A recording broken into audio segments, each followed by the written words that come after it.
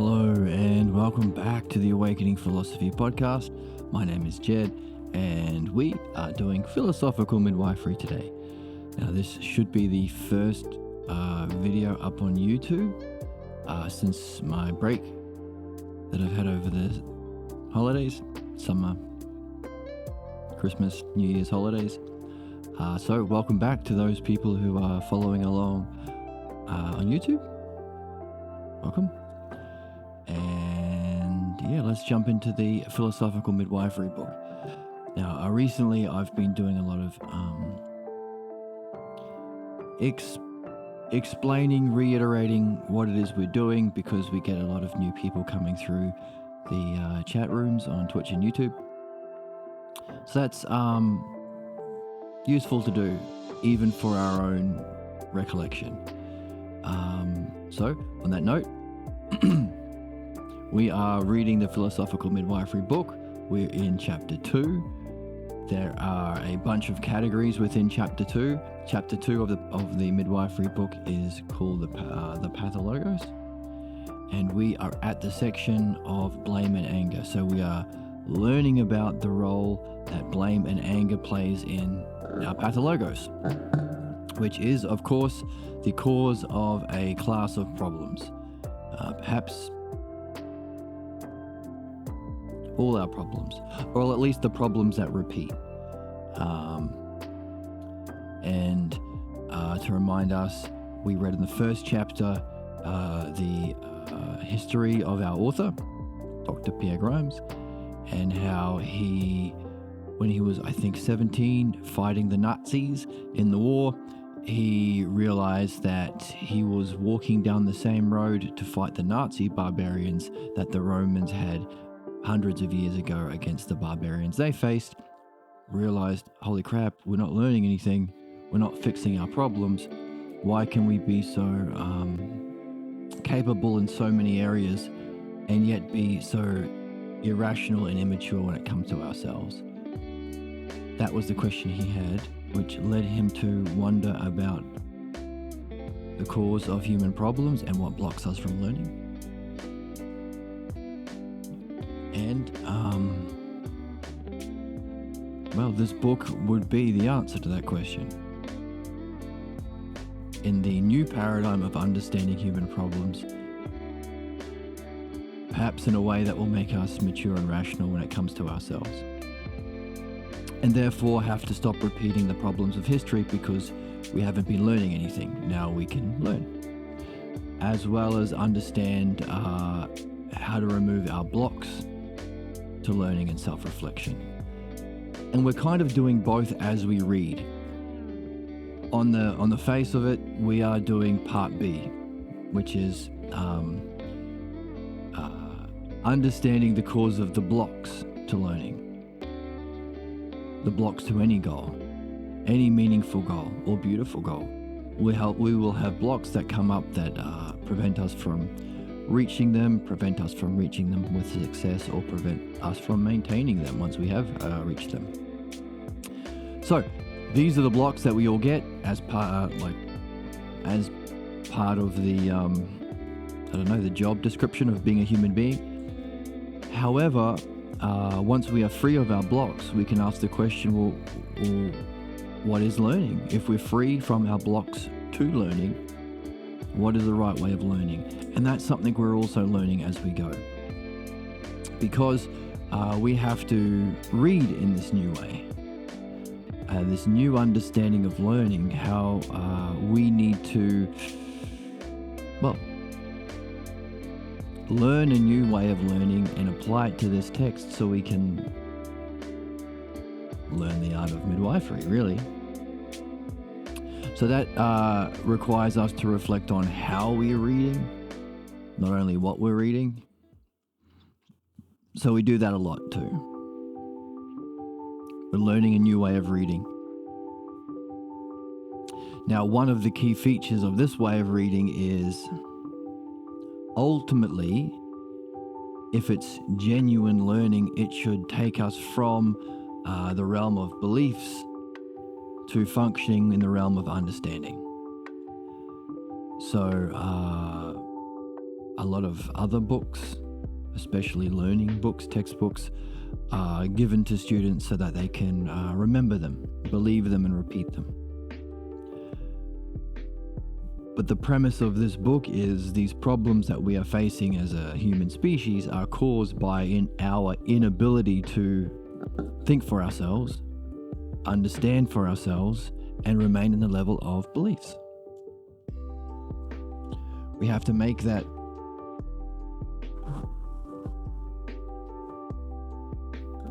a transition in ourselves and as a species, if we want to survive, from thinking in terms of beliefs to something else.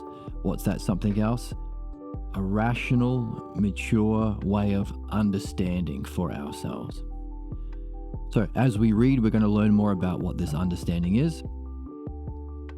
But if that's the premise of the book, and the premise of the art, which we've already read, that if our problems are caused by beliefs, we can't solve them at the level of beliefs. If we try, it'll be my belief versus your belief. Let's have a war. Doesn't work.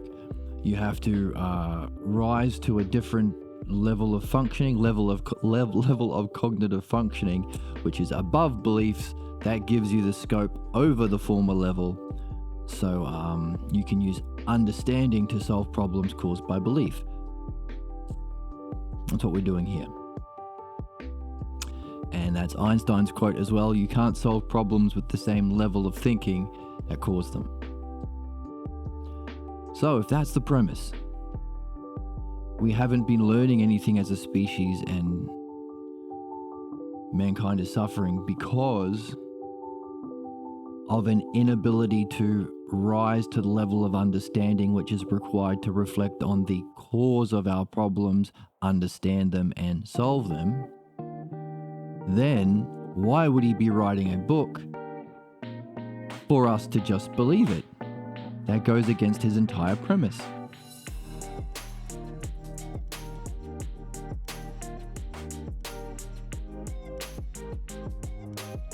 So if one way of understanding reading is matching the author, bringing your mind to match the level of functioning of the mind of the author, then, well, the author wouldn't want us to stay in the realm of belief. He would want us to move to the level of understanding. So that's what we have to match. So how can we read in a way that isn't just remembering and believing something? It's developing our own thinking in the best possible way, or understanding in the best possible way. That's something we're discovering as we go.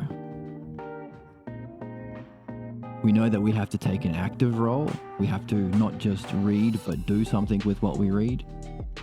But we're also finding the significance of the dialectic. The model that we are learning through which to use logos, learning, words, language, thinking, the logos. The structure of the logos that we are learning within an art is the dialectic.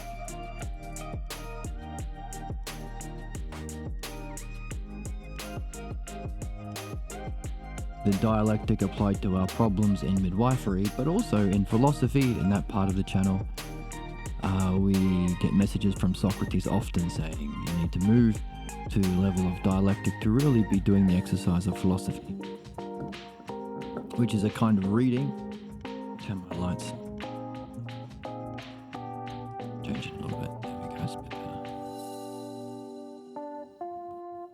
So we are wondering, how can we use the dialectic in our reading as we use it in midwifery to understand and remove our problems, as we use it in philosophy to develop a understanding of the realm of being as a method of uniting with the realm of being and experiencing it. And of course, that third level that Socrates alludes to a lot, a similar sort of quest or adventure, but at the level of phronesis, beyond even the realm of being. got a lot of clues about that when we read the Phaedo together. So how do we read using this dialectic if it's so important, if it's the structure of the Logos? That's what we are discovering as we go.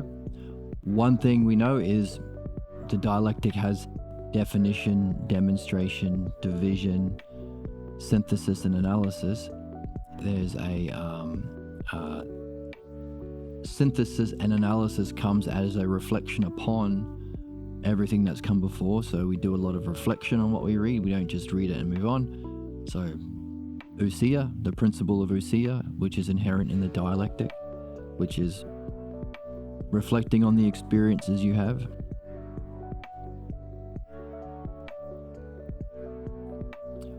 Also, we're looking for key terms. If our author ever gives us a list of key terms, he may be wanting us to pull out those key terms ourselves and play. See if we can arrange them and order them according to the dialectic as best we can. He might give us incomplete lists, want us to finish the list, or maybe he'll give us the negative and want us to do the positive. Because remember, the dialectic has two sides, positive and negative, if the thing exists and if it doesn't.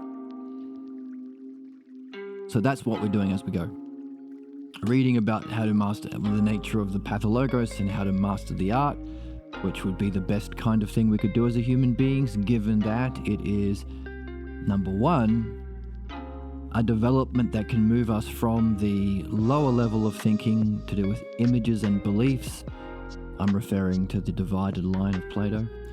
Our physical senses being motivated by our pathologos, false beliefs. The images that we project onto the world and respond to are images about the beliefs we always carry that cause our problems, causing it to be a self-fulfilling prophecy. That's what we're reading in the text right now, how any evidence we see or images we see, we take in support of that false conclusion, so we're enslaved. We're a slave to the worst kind of master,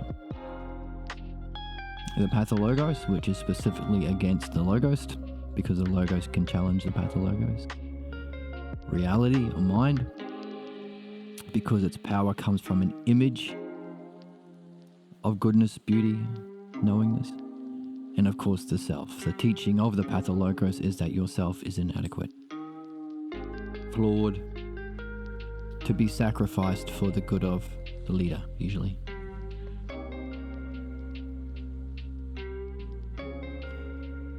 So, that's what our images and, well, that's the primary belief around which our lives are focused, and the images we project onto the physical world reflect, until we're able to move out of that level of cognitive functioning. Let me draw it on the board, as we're building a bit of analogy. Here we go. This, of course, is the divided line.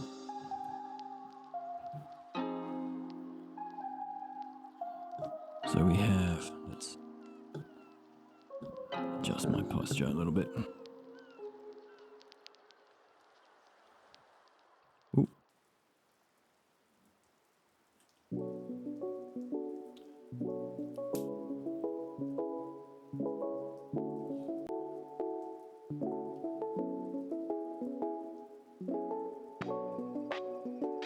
Here's the divided line from Plato's Republic. This is just a really handy tool to visualize the different cognitive functions that we can have and function through. So here is about, I think it's like 38%, 0.382, which is the golden ratio.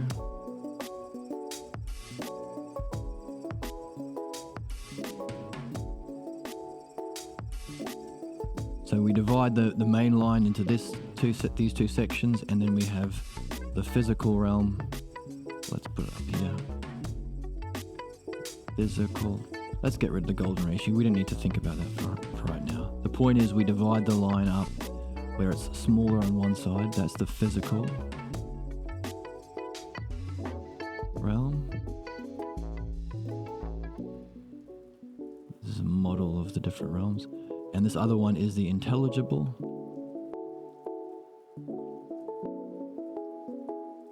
realm. And sometimes we call this becoming, because everything is in change. In the physical world, everything is growing or decaying, whereas the intelligible realm always is, or being. So if we take this division and we divide it by the same ratio again, so we divide the physical realm by this ratio, and maybe it's a bit closer this way. Yep. And this realm by this.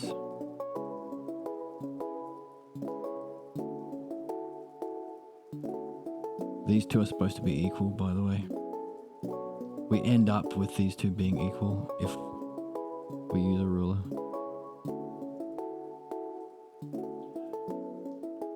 These two middle terms, so we end up with image, thinking, and beliefs. And then over this realm, which crosses over into the intelligible realm, we have dianoia. Oops. Dianoia, understanding with a capital U. Because we're not understanding anything in the physical world, it's got a capital U because what we're understanding is this, which is nous, or knowledge with a capital N for the same reason. Just as our image thinking are based on our beliefs. So what? So the reason, I need to plug in my computer. Computer is plugged in. So this is the model for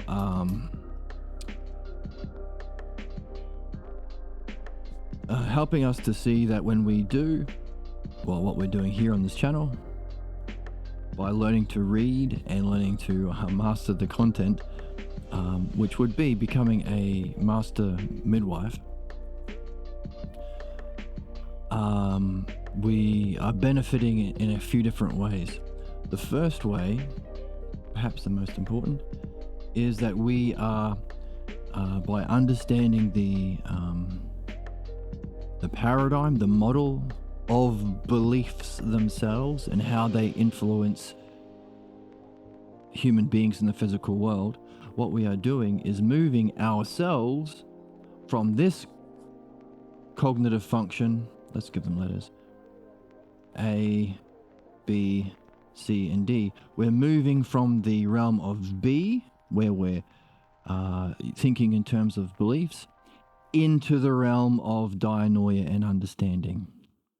Because what we're understanding in midwifery is the understandable structure of understanding.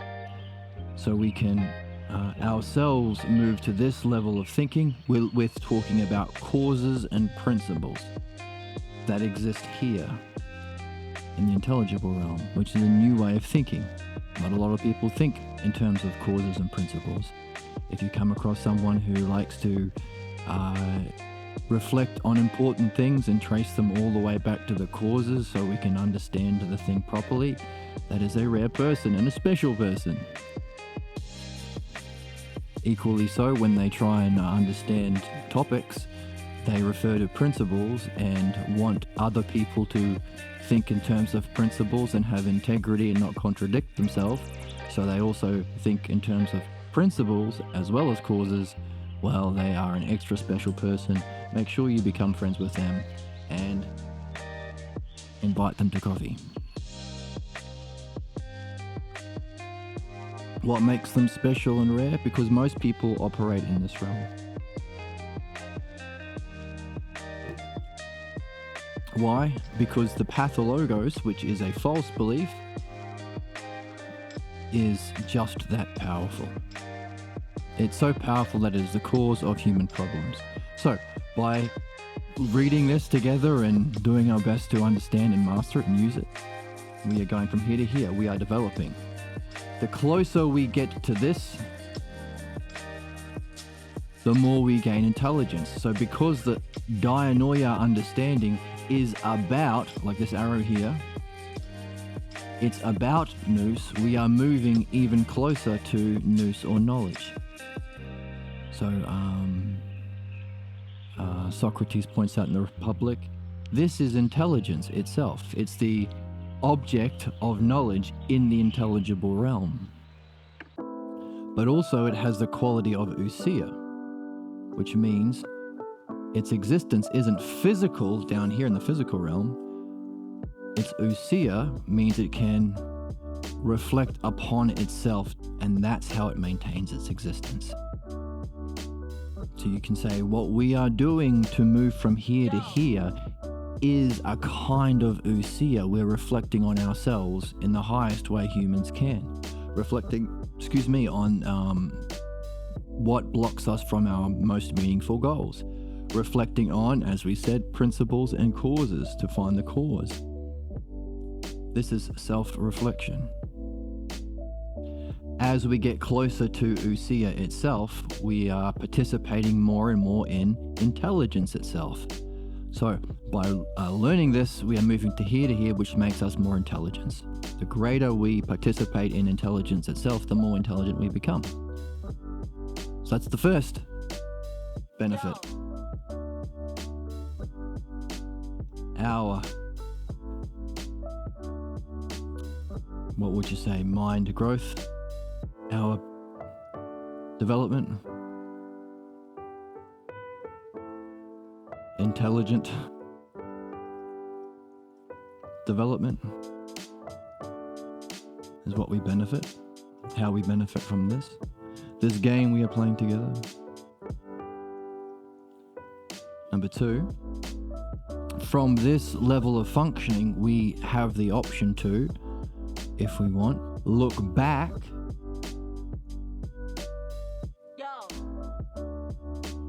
to seeing these previous levels as a whole from a greater perspective. You can function as a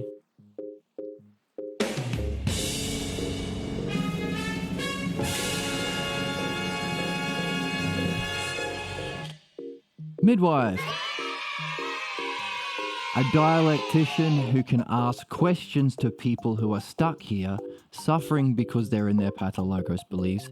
Repeating the ousia they are doing is the distortion of ousia, in that they are repeating their same problems over and over without any upward growth. In other words, if as we do our best to move to here by learning midwifery and doing it because these beliefs will try and block us from that movement, our first is our own development, but the second is the opportunity or potential to reflect back and help those suffering from problems caused by their beliefs.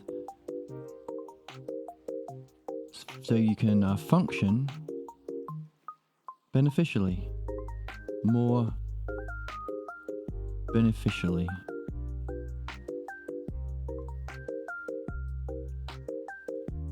Especially since this would be, if the premise of the text that we're reading turns out to be true, that these pathologos, false beliefs about the self, are the cause of our problems, then we could make the case, is this the most beneficial you can do? Maybe at least to people here. But what about when people are free from their pathologos beliefs and they see the value in dianoia, in understanding, in philosophy and midwifery, this level. So now they're at this level, and just as images, the images that we project onto the world are caused by our beliefs, in a similar way, this is an analogy. As below, so above. As the lesser, so the greater. This is a fundamental relationship in the self-logos analogy. In fact, the pathologos itself is a problem because it's a false analogy. It takes the origin seen as the greater and anticipates everything that we experience in life is nothing other than a lesser reflection of it. this thing is happening just like it always happened. Just like it happened at that one big time where it became the model, the pathologos model. So midwifery is freeing us from a false analogy that we are applying to reality. But once we're free of what's false, we can ask the question, well, how should analogy function? Well, this would be the physical world would be the lesser. Intelligible world would be the greater. There is an analogical relationship. We've already been talking about this. As image thinking relates to beliefs, so too does dianoia understanding relate to nous. That's because there is a structural similarity, or as above, so below. There's an analogical reflection happening, which gives us an ability to climb, to grow, because we think in analogies. You want to learn something, someone will think of an analogy that you're used to. Oh, I don't understand this math problem. And you play football with a friend. Oh, you know, like when we're trying to tackle Frank and he's so fast and we have to, I don't know. You think of it, that's a terrible analogy. My goodness. How should we be a good king? Well, let's look at how a shepherd is good to his sheep. That's the standard one, textbook one, but the idea is we think in terms of analogy.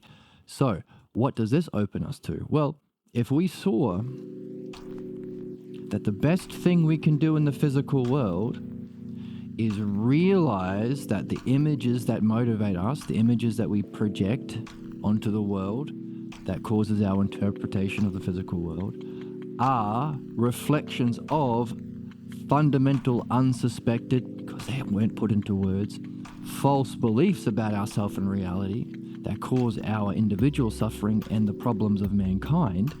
If we realize that everything else is caused by this,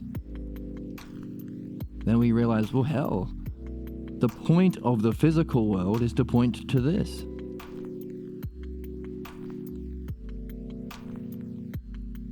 But not just point to it, develop a language to ousia or reflect on it and understand it.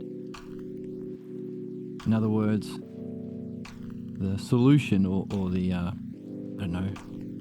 the end goal or the end treasure or the end boss, I gotta think of what analogy it is, to the physical world is realizing, oh, there is something called logos. There is an understandable, intelligible pattern that can make sense of beliefs, which then makes sense of the other problems that we have in our physical world.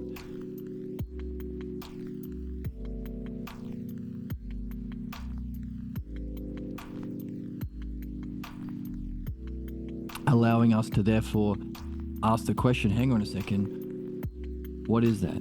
And what's the model? So this is our transition from, finishing the physical world is realizing the whole point of the physical world is to point to understanding the realm of being, which is more real and the cause of the principles. So what? Well, in order to make that realization, you have to be freed from your blocks that keep you stuck here, your pathologos, which requires you to talk to a dialectician. This guy here, the person who has made that jump, because they're someone like us reading this book and doing our best to do it as well. This person can look back and function as a dialectician on what's false, or a philosophical midwife, to help them get free from what blocks them from this growth so that they can make this journey. We're understanding this part here. But if this is happening here, and now we have a person in this realm, which is supposedly analogical to this realm, we can ask the question, is there similarly a conclusion or ending or solving of this intelligible realm, just as there was in the physical realm?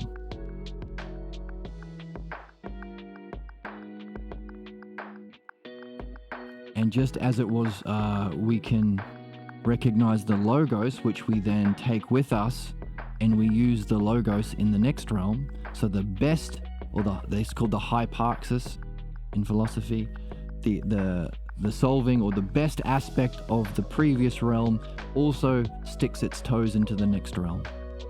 In music, we call that playing through the changes. So just as a quick example, if you're playing a solo lead line or something, and the chord behind you is, let's say, this physical realm, that's a C chord. Now let's use F sharp chord.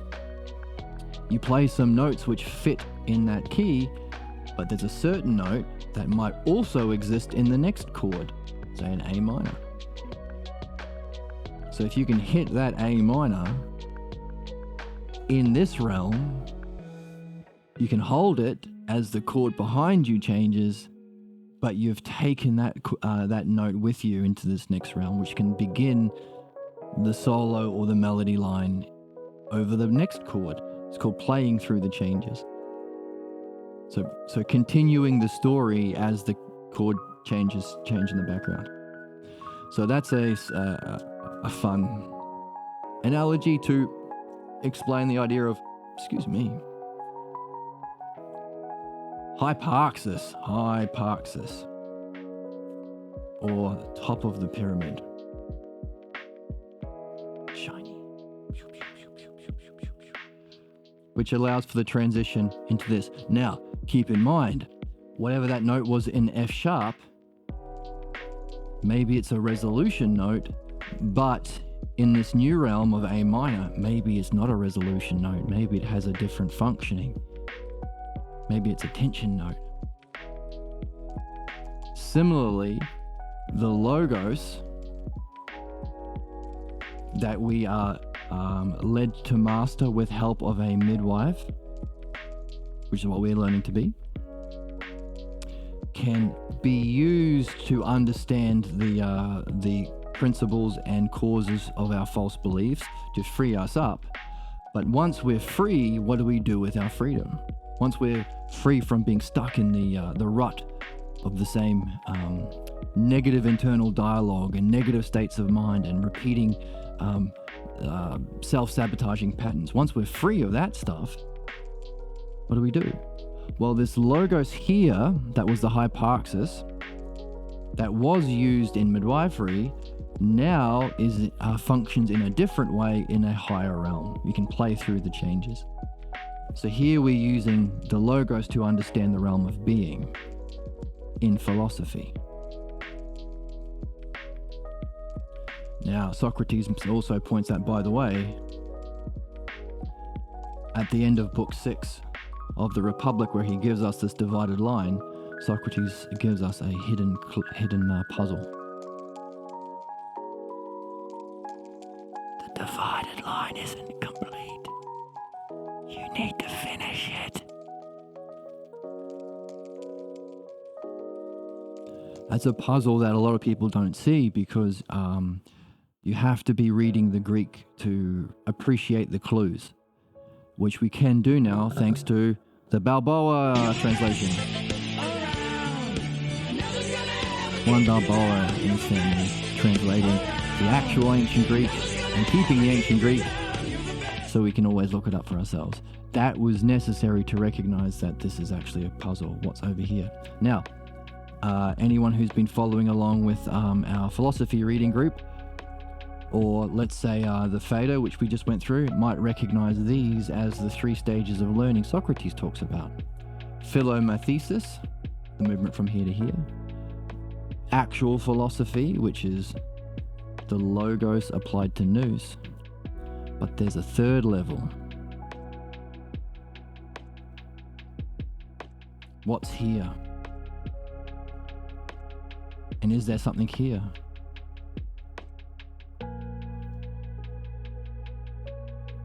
That's one of the puzzles given to us in the Phaedo.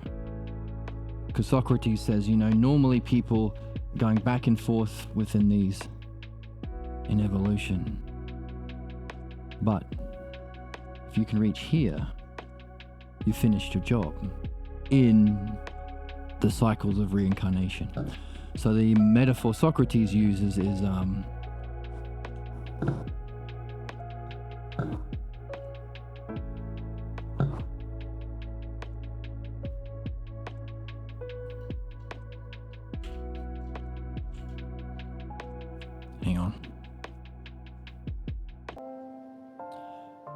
The analogy or the metaphor Socrates uses is being trapped down here, where most people are, until they meet a philosophical midwife who is the dialectician who can help them through asking questions in a certain kind of way, help them make this transition from here to here,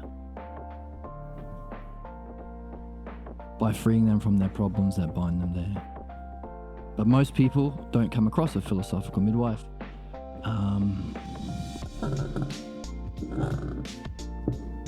I've met one. One other one.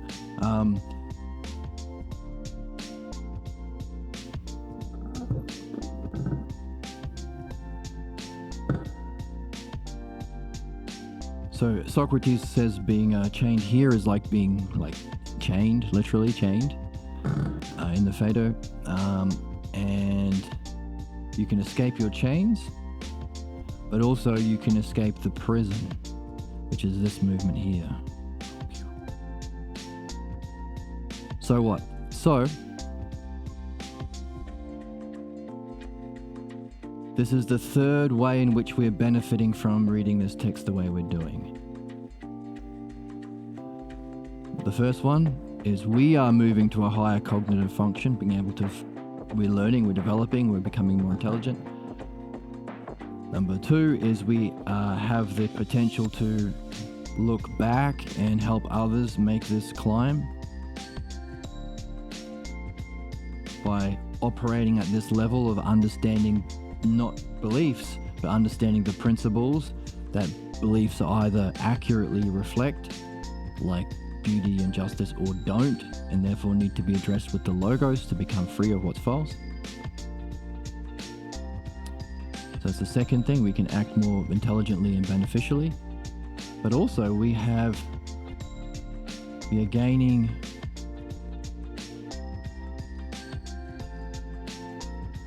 material or clues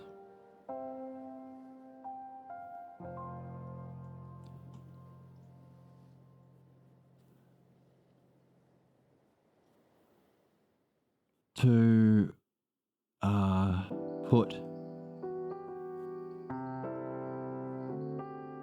towards the greater mystery or quest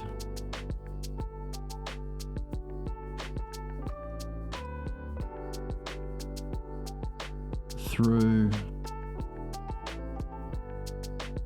analogy. So just as the pathologos functions as a bad analogy, we are creating the material for the good analogy. What's that? Well, the analogy is, if there is a movement from this realm to this realm through this kind of dialectic we're calling midwifery, could there be analogically each of those key terms represented here in a movement from full apprehension, full union of knowledge with understanding? So whatever that hyparxis is, whatever the top of that pyramid is, that unifies as a whole all states of mind or knowledge and all understanding. Is there a transition using that with a different kind of a dialectician into an even higher realm that wasn't mentioned in book 6, but was alluded to as the puzzle we have to solve? So what's above, or what's the cause of the intelligible realm?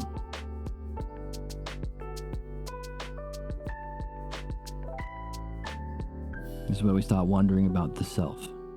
The one self, the first hypothesis, the good self, the true self, how do they all fit in here? And of course, the virtue of phronesis. So these are all things we can wonder about using our experience from this transition. So we are gaining material to make an analogy to imagine what this might be. And that's how it works.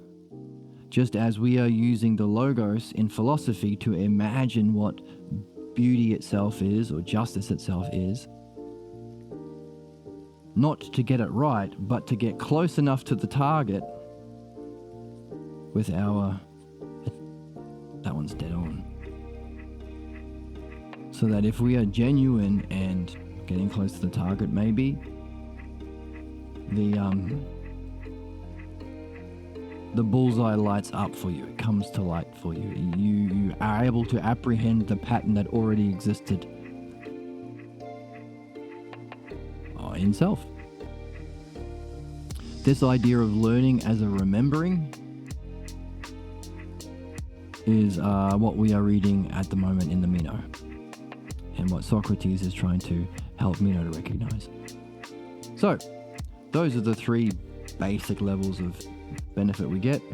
Now, what's interesting about these three levels of benefit is these are three kinds of ousia. Here we have, let's give it a different color. Let's give it yellow.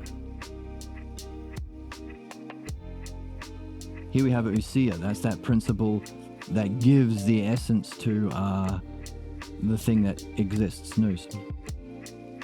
But there's a kind of ousia which is referring on itself to know itself. That's the intelligible realm. That's being. Mind minding mind. Ousia, ousia-ing, ousia. The ousia of turning back upon yourself most completely and knowing yourself at all parts, such that there is nothing other than mind knowing itself. So there is no other. It's a kind of oneness. That's this kind of ousia. But the perfection of that kind of, the perfection and self-sustaining nature of that kind of ousia, notice it's not physical, so it won't have to decay, you don't have to worry about that, is so perfect that it overflows, and there's a kind of overflowing ousia that generates this physical realm. That's how we which is, these are the causes and principles of the physical realm. So there's that kind of overflowing ousia, but then there's that third kind of ousia, which is this ousia being, or sometimes called the second hypothesis of Parmenides, has the potential to reflect back on its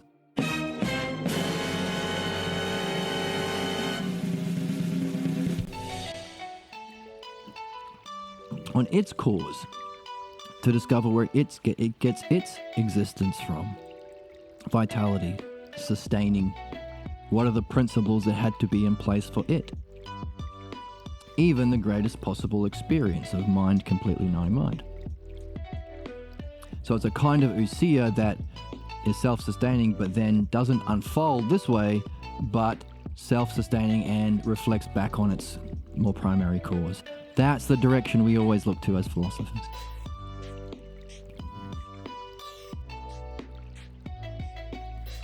So there's some puzzles. Can you do this as a philosopher while at the same time having the other ousia to help these people who aren't at that level yet? Can you be a midwife while at the same time contemplating this realm? Well, there's lots of questions, but the point is the three kinds of benefit reflect the abiding,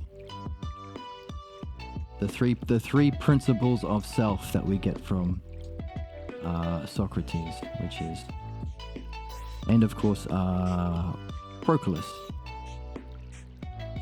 Everything abides in self. That's this, our own intelligible development. We go into this realm where we can know ousia most completely. We can know ourselves. We can have our self-sustaining ousia for ourselves, our own self-sustaining intelligence. We're not reliant on other people like you are with beliefs. Beliefs means to believe some other joker. So that's our abiding, the self-containing ousia of being in this realm. Number two, you can function more beneficially. That's the unfolding, or unfolding.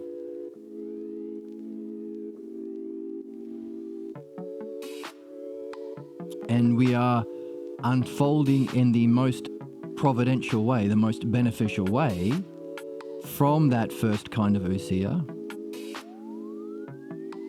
And we're using the logos. So and unfolding from and abiding according to intelligence and care, or logos and providence.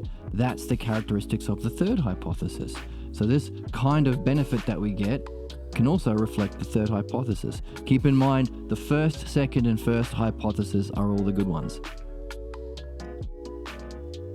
They're all the ones that relate to self and logos. Also, we're getting materials or clues to put towards the greater mystery quest through analogy. To know, let's finish this. Through analogy, to know the self.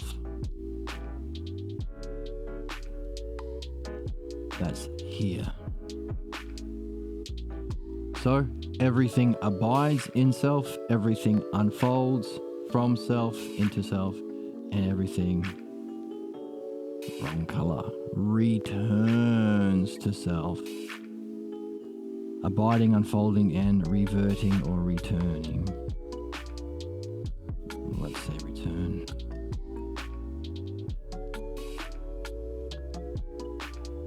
So the three kinds of ousia, the three kinds of fundamental characteristics of the self are being reflected in the three kinds of ousia that we are partaking in as best we can while in this physical realm, which is going from here to here.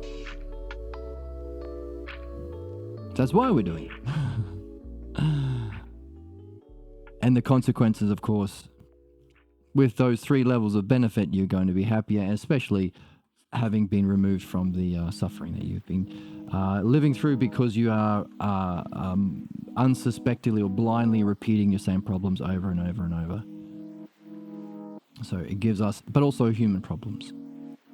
As we read in the first chapter, we are, as a species, doing the same thing, collectively, repeating the same goddamn problems over and over and over. We still fight Nazis. Why? Why?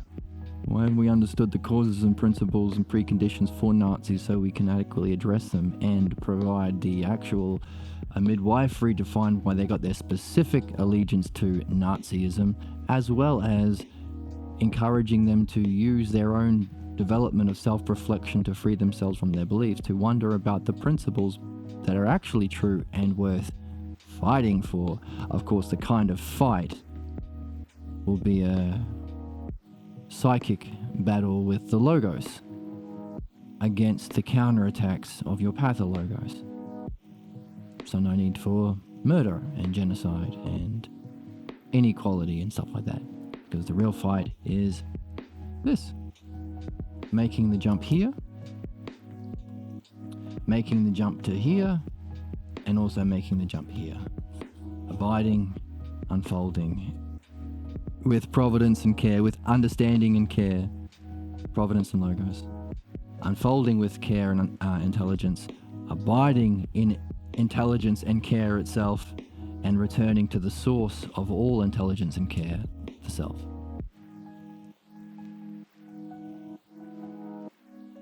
First, second, and third hypothesis, the triad of self. Pretty neat. Best thing you can do, best game in town, and we are doing it. So, that's a quick refresher of why we are reading in this way and why we're trying to discover how to read in this way, because keep in mind, if we were to just read it like we're taught at school, we would just be collecting a whole bunch of beliefs, keeping us in this realm. No. The case of the book is you need to jump into here. If you don't, you will suffer. And Socrates say, not only will you suffer, your reincarnation is going to be garbage too. You might even get stuck somewhere. Don't squander your opportunity as a human being to move from beliefs to understanding. Otherwise, you're going to stay chained and imprisoned. And us as a species. And not only are we fighting Nazis have nukes now. So, unless we make this jump or this transition that Socrates has been pointing to in all of his dialogues, and what we've been seeing the necessity for in reading this book that we're reading here, if this is the whole point, to move from here to here, then obviously he doesn't want us to read in a way that keeps us stuck here. He's encouraging us to make this jump ourselves, so we want to figure out how do we read in a way that facilitates dianoia or understanding. The big clue is, well, there's two things. Because this is the logos or the self-logos. So let's bring this out here. The logos. The self-logos. Not the pathologos. There has to be terms or things, because there are only two things. There are things and relationships. So the terms and relationship or structure. Things and relationships. So we need to look for lists of terms that we can arrange according to the structure. The structure we are discovering is the dialectic. The dialectic is the structure. The terms we can get from the author. Or maybe he'll give us incomplete lists. Maybe he'll give us all the negatives and he wants you to fill in all the positives. But that's the point. Excuse me. So try and look for opportunities to practice dialectic as best you can. And that seems to be a big part of reading. Of course, looking for questions, looking for things that don't fit. That's a big thing as well. But looking for certain key terms. Justice, beauty, truth. These are key terms that keep popping up. And the more we learn, the more we read Socrates, the more we'll be able to recognize them because they are in a category called the self-logos.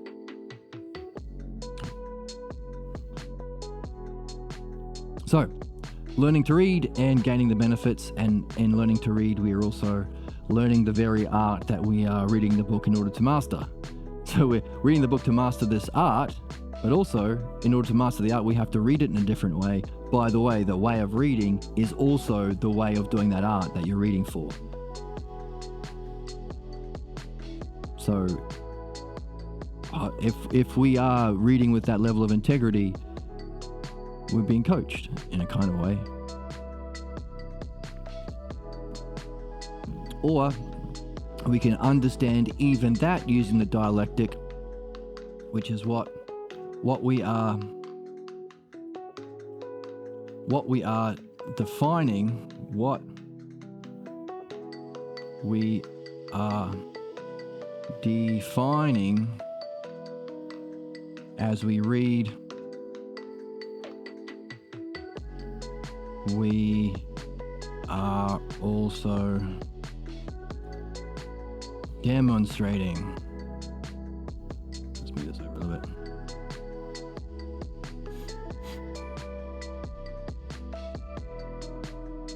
So what we are defining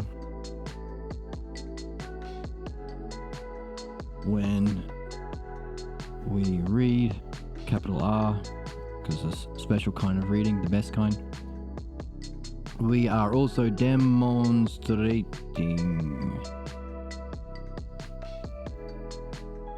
when we read. Isn't that neat? The kind of beauty or symmetry or ousia quality. Interesting. The beauty in this is ousia. It's self-referential. What we are, so X, Y, X becomes X, Z, X. Some sameness and some difference, likeness. I'm using self-logos terms to wonder about why this statement is so beautiful. What we are defining when we read, we are also demonstrating when we read. So that's the point. And we say it in this way because definition and demonstration are the first two categories of the dialectic. So we are, as we do this, we are being dialectic, which is the whole point, because that's the art we are seeking to master. Division is the third. So we want to do it at all times and we are noticing we happen to be doing the dialectic at all times, so it seems. So that's interesting. And then from that division, you come to a conclusion, which requires synthesis of all. What did you notice when you apply the dialectic to your reading and to your art and to how you talk about it with your friends over coffee and to everything? What did you, as you reflect, remember, half of the game is having the experience and half of it's reflecting, or ousia again. What can you synthesize? What's common? What stands out? What was more causal? What was the highest principle?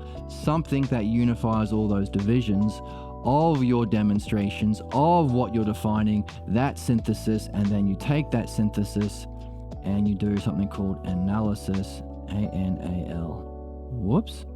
Y-S-I-S. Because that takes that unification and brings it back to the original definition. So now that this analysis is a new definition. So what you started with, what you unfolded from, you have returned to, and now you are abiding in the highest term in a new way because you have this with you now. That's the dialectic. Or you do it for what's true and what's false. So there are actually 8 categories. These 4 here, and then the 4 versions of what if it's not true. So you can be a dialectic. We are going to be learning to understand the art of the dialectic as we read and how it applies to solving problems. Because that's the text, that's the words, that's the specific things we are defining. To read it, we have to be demonstrating that very dialectic, looking for opportunities to pull out key terms, arrange them in a structure in our own little notebook, or in our conversations with ourselves or with our friends. If you do it all the time because you realize, oh, hang on a second, this dialectic is the art that we should be functioning with at all times, and is also the understandable structure of everything, maybe I should do it in midwifery and do it in my reading, already doing those 2, but let's do it in other things as well. How about my reading of Socrates? How about when I reflect upon key ideas?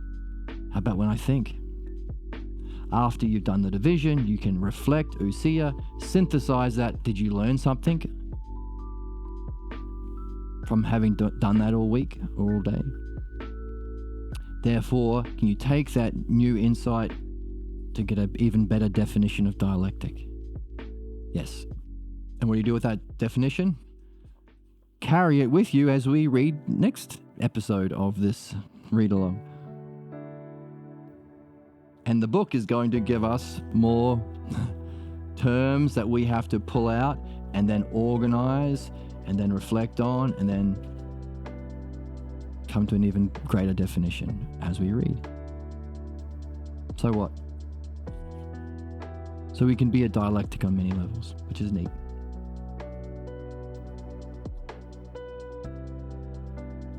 All right, with these questions about how to read, questions about the significance of the dialectic, questions about what it would be to function in these 3 fantastic ways, to have highest participation in intelligence, to be able to function most beneficially towards our friends and our fellow man, and maybe even beyond if Socrates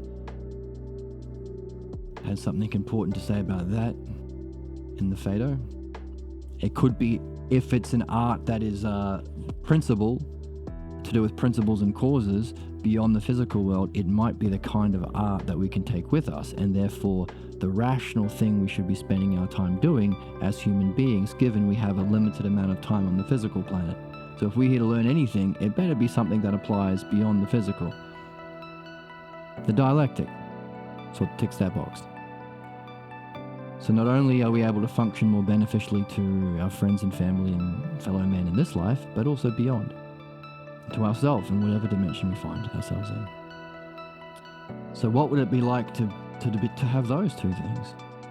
And finally, what would it be like to be puzzling about this final jump from the end of the intelligible realm, mind experiencing itself in pure ousia, oneness, What's even the cause of that? What would it be like to be wondering about the cause, or wondering about self, the cause of the experience of self here? What would it be like to be wondering about self in this kind of a way?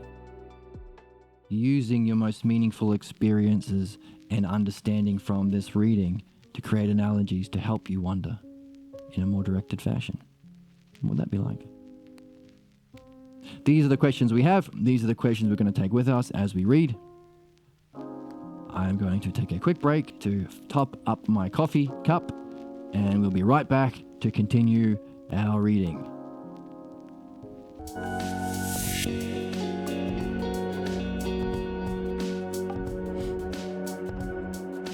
Hello, and we're back. Let's jump into the text and keep reading. And here we go. Blame and anger. Let's recap where we left off, considering it's been a couple of weeks. Can the parents be blamed for the pathologo?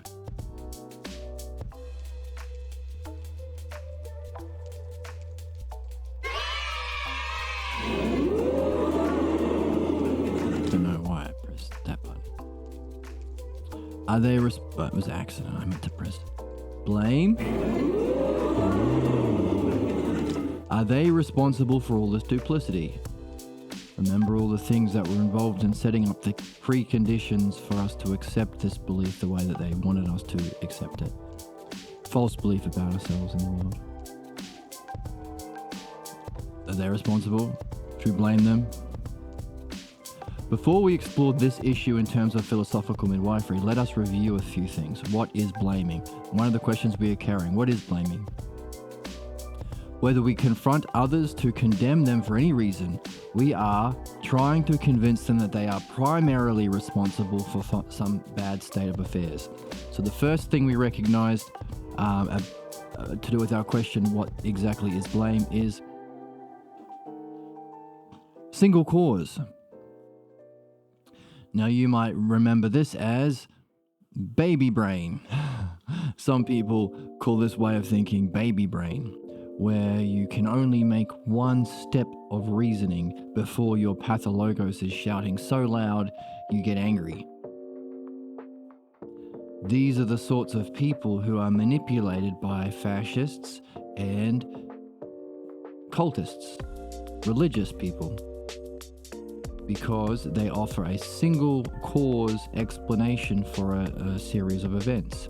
For example, these sorts of people, again, the most troubled by their pathologos, so the most in need for midwifery really, and a society that encourages and supports midwifery. These people can be told something like, hey, you're suffering right now. It's not because of wealth inequality in a system based on pathologos. It's not because of your pathologos. Don't think of anything like that. It's the immigrants.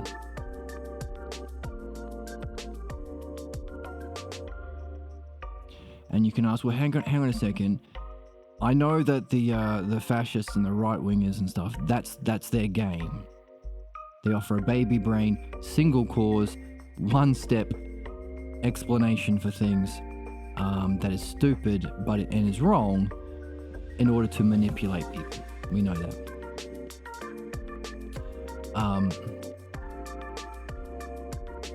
But why do they seem to target religious people as well? And why does it work? Why does their grift work on religious people? Oh, you mean religious people who, when there are problems that need to be understood rationally, and the act of doing that is the reason we're here because it's our own development, from images to wondering about the beliefs behind them. Remember the line? The development from images to wondering about the beliefs behind them, to develop a mastery of the art of logos and understanding and dialectic, to free ourselves from that, and then also use it to understand and apprehend the nature of being itself, and then using the two of them together to go even into this realm where we wonder about the cause of that. So instead of doing any of that, like true stuff, important stuff, reason we hear stuff, verifiable in reason and direct experience stuff, they'll say, actually the cause of problems is the devil. Oh, really? That's easy. Or evil.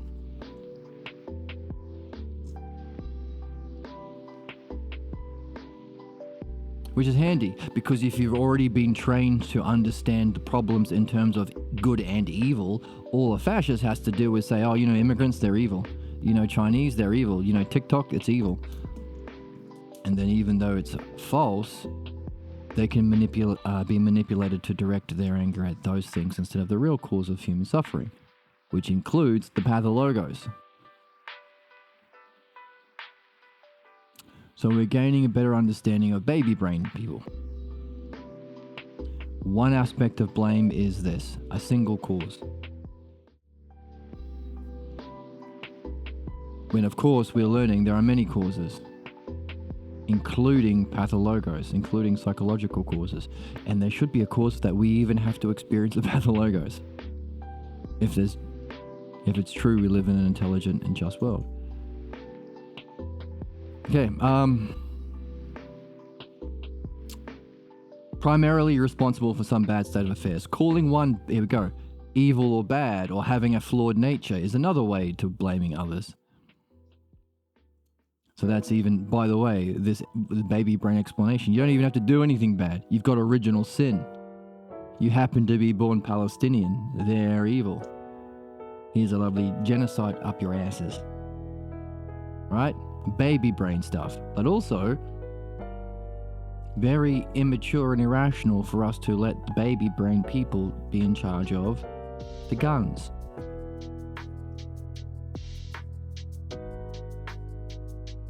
Why not do this?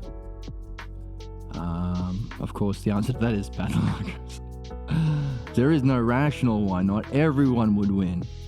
Everyone would benefit. It's where we're headed if we survive. It's pretty much what we need to do if we are going to survive. There's no good reason not to do it. It's the best thing. With the best functioning and the best consequences. Both for our race, this world, and what's beyond. So the real reason of why don't we just do this is how do we understand the pathologos, and how do we understand how to communicate the information about the pathologos to enough people to get them interested to actually do it.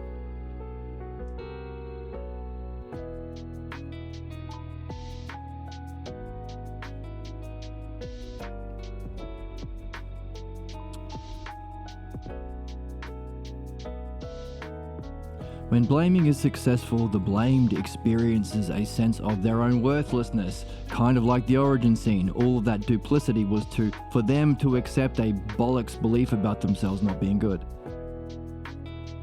that we carry until we give it back to them, stop taking the blame ourselves for it. This is the blame game.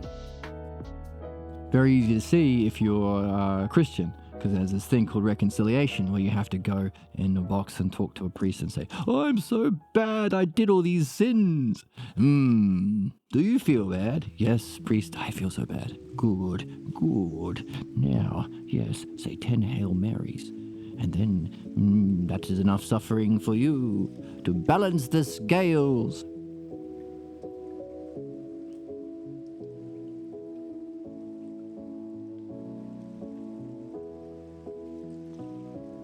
You're supposed to feel bad. You're supposed to experience a sense of worthlessness. That's why they have the big Jesus guy suffering on the cross. It's your fault. You think as a child. You're told as a child. Anyway, it's once you start to see the pathologos in effect, you see it everywhere. Like the dialectic, I hope. So, the blamed is supposed to experience their own sense of worthlessness, of course antithetical to everything we're doing in philosophy, which is to help people recognize their divine nature of mind and their noble essence of self. The opposite of worthless. All the way on the other end. And when we repeatedly use errors and mistakes as, you screwed up again, see, supporting evidence in condemning someone, that's called intimidation. Interesting. Insecure people in positions of power often defend their right to intimidate, abuse their subordinates because they claim that it is good in some way. We looked at this last time. People doing bad things still pay lip service to it being good. Oh, it's good for them. What? Intimidating them? Making them feel worthless? Using a position of power because you're an insecure jerk? How is that good for them? Motivation. Capitalists do the same thing. We need to keep 99% of people in constant fear of starvation and homelessness or medical debt. Why? Motivates them to make innovation and technology, build better computers and stuff. No, it doesn't. No, it doesn't. The more stressed and distracted you are, the less time and self-confidence you will have to be having innovative creations. As though that's the point. Of course, we're not here to just make stuff. We're here to understand, learn, care for the planet, recognize our true nature, know the self. It's not about making faster motherboards.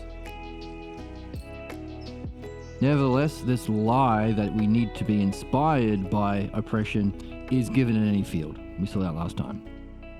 Anything.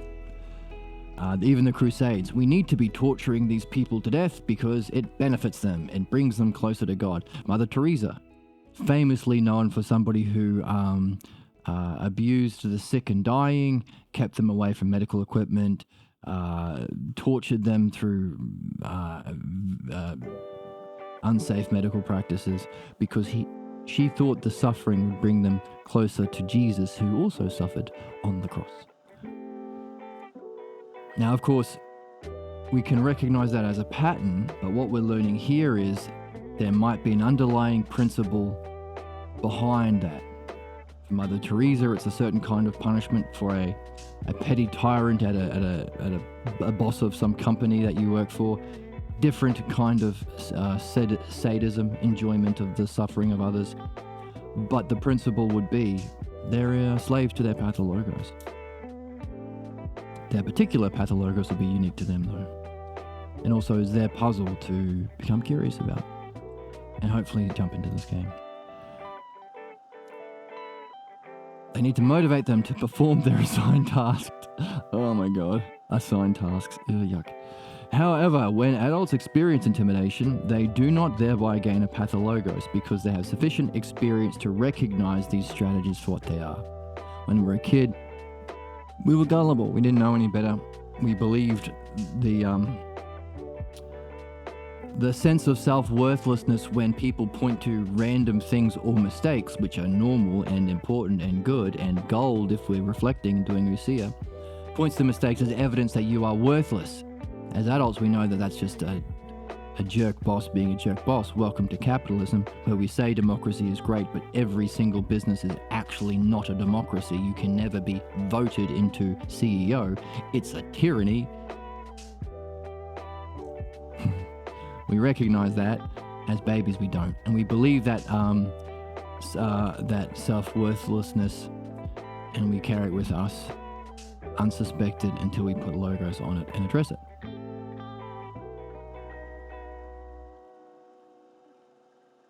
The issue of blame is a central issue in philosophical midwifery. It is often raised in midwifery talks, and with its solution, a maturity is gained. So us wondering about the solution to what the heck is blame and how is what we are doing different brings with it a maturity. That's cool. Good questions that we have. The truth is that we are responsible for our own pathologos. We formed the judgments, we made the conclusion, but there is no blame.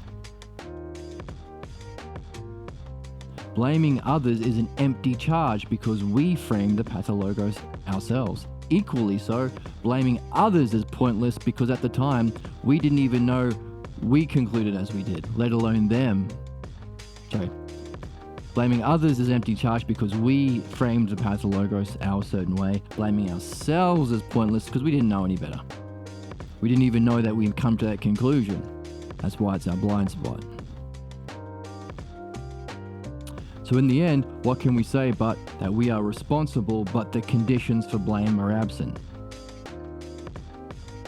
We played a decisive part in the formation of our own beliefs, and so we must take the responsibility for the consequences that follow from that belief. Now, the conditions for blame are absent. What are the conditions? It seems so far two things. There is a single cause, baby brain, and it's the innate badness, or the devil, or original sin, or Palestinianness, if you are a Zionist. It's the innate badness in the person that is the cause for them being the singular cause.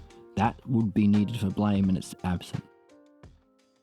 And it would seem it would always be absent if we recognize that there are principles and causes like the pathologos. Notice that former framing of blaming somebody so that you can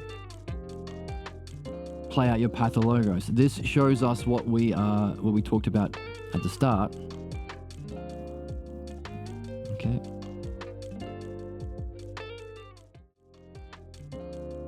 We talked about how our image thinking in the physical world, what we see and project and relate to in the world here, is caused by and in service of helping us return to the underlying causal beliefs. Just as our logos and understanding, once we're free of that, in philosophy we direct our understanding to knowing being, reality itself, mind itself. So dianoia, or understanding, the lower section of this part is in service of this, just as our image thinking in the physical world with our physical senses are in service of this. And that's what we're reading here. People will play the blame game, assign a singular causal condition, baby brain, on someone, and the reason is, they're just innately bad, so that they can use any mistake as a justification for that badness, so that they can play out their sadism, so they can play out their infliction of violence or suffering on the other person, the same thing that was done to them in their pathologos scene.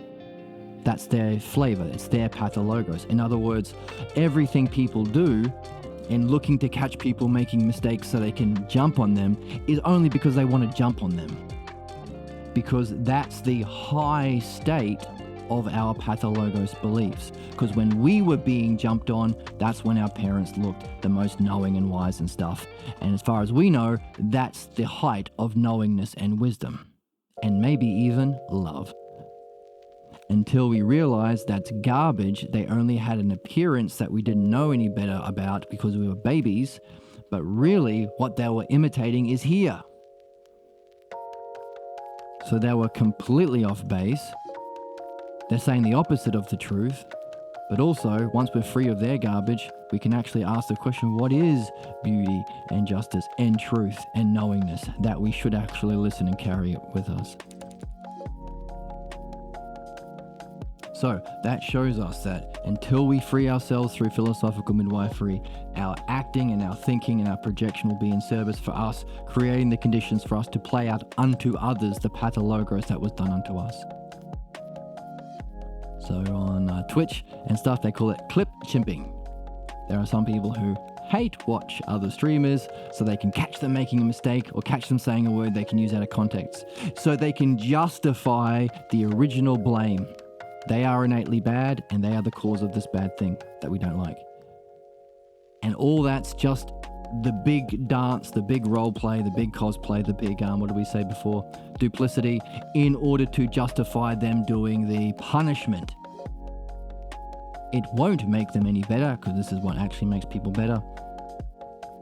And what they're doing is the exact opposite, so it actually won't have any goodness or benefit, but they will make the claim it will, because we have to attack this person because that's how they learn a lesson about blah, blah, blah, blah, blah, bollocks. But it's always the same. Always the same bollocks. So we can become aware of it and catch it. Especially if we start doing it to ourselves.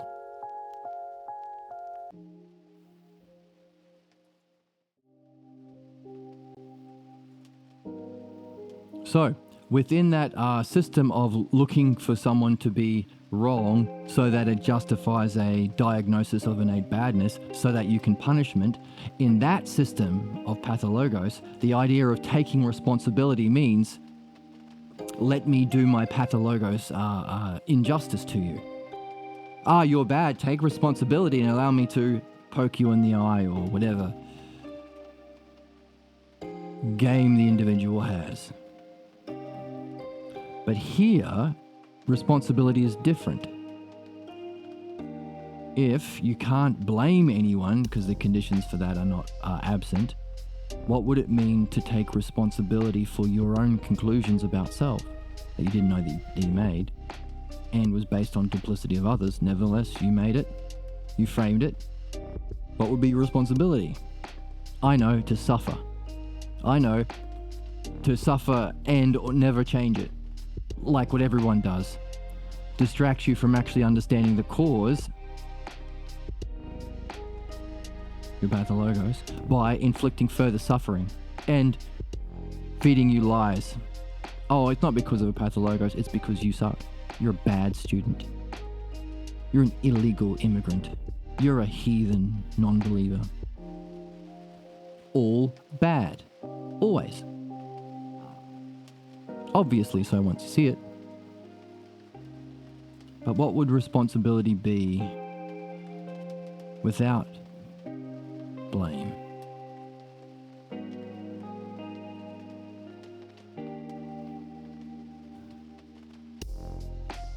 With the acceptance that we must play a major role in our struggle to reject it.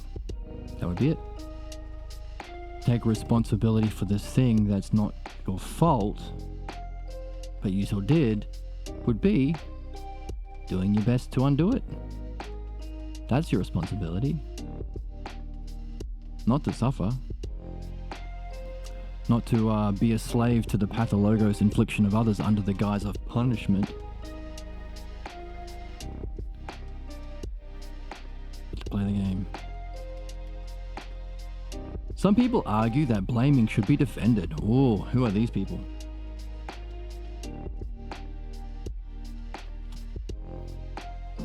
Since it is the principal way we have to, here we go, teach moral lessons.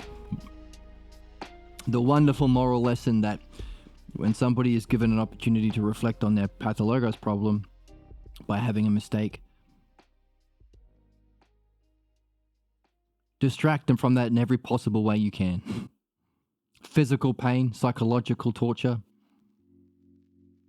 incorrect solutions. Oh, the cause of this was actually you suck. Oh, it was actually women. It's actually the liberals. The exact opposite of morality is this act of blaming and punishment. Always. So in principle, anyone who says, I can justify punishment because it's moral, immediately it's irrational. Immediately we can see that's wrong. Because punishment itself can't serve immoral ends, because punishment itself is doing the exact opposite of what should be happening in a rational, mature response. It's indefensible morally because it's literally the opposite.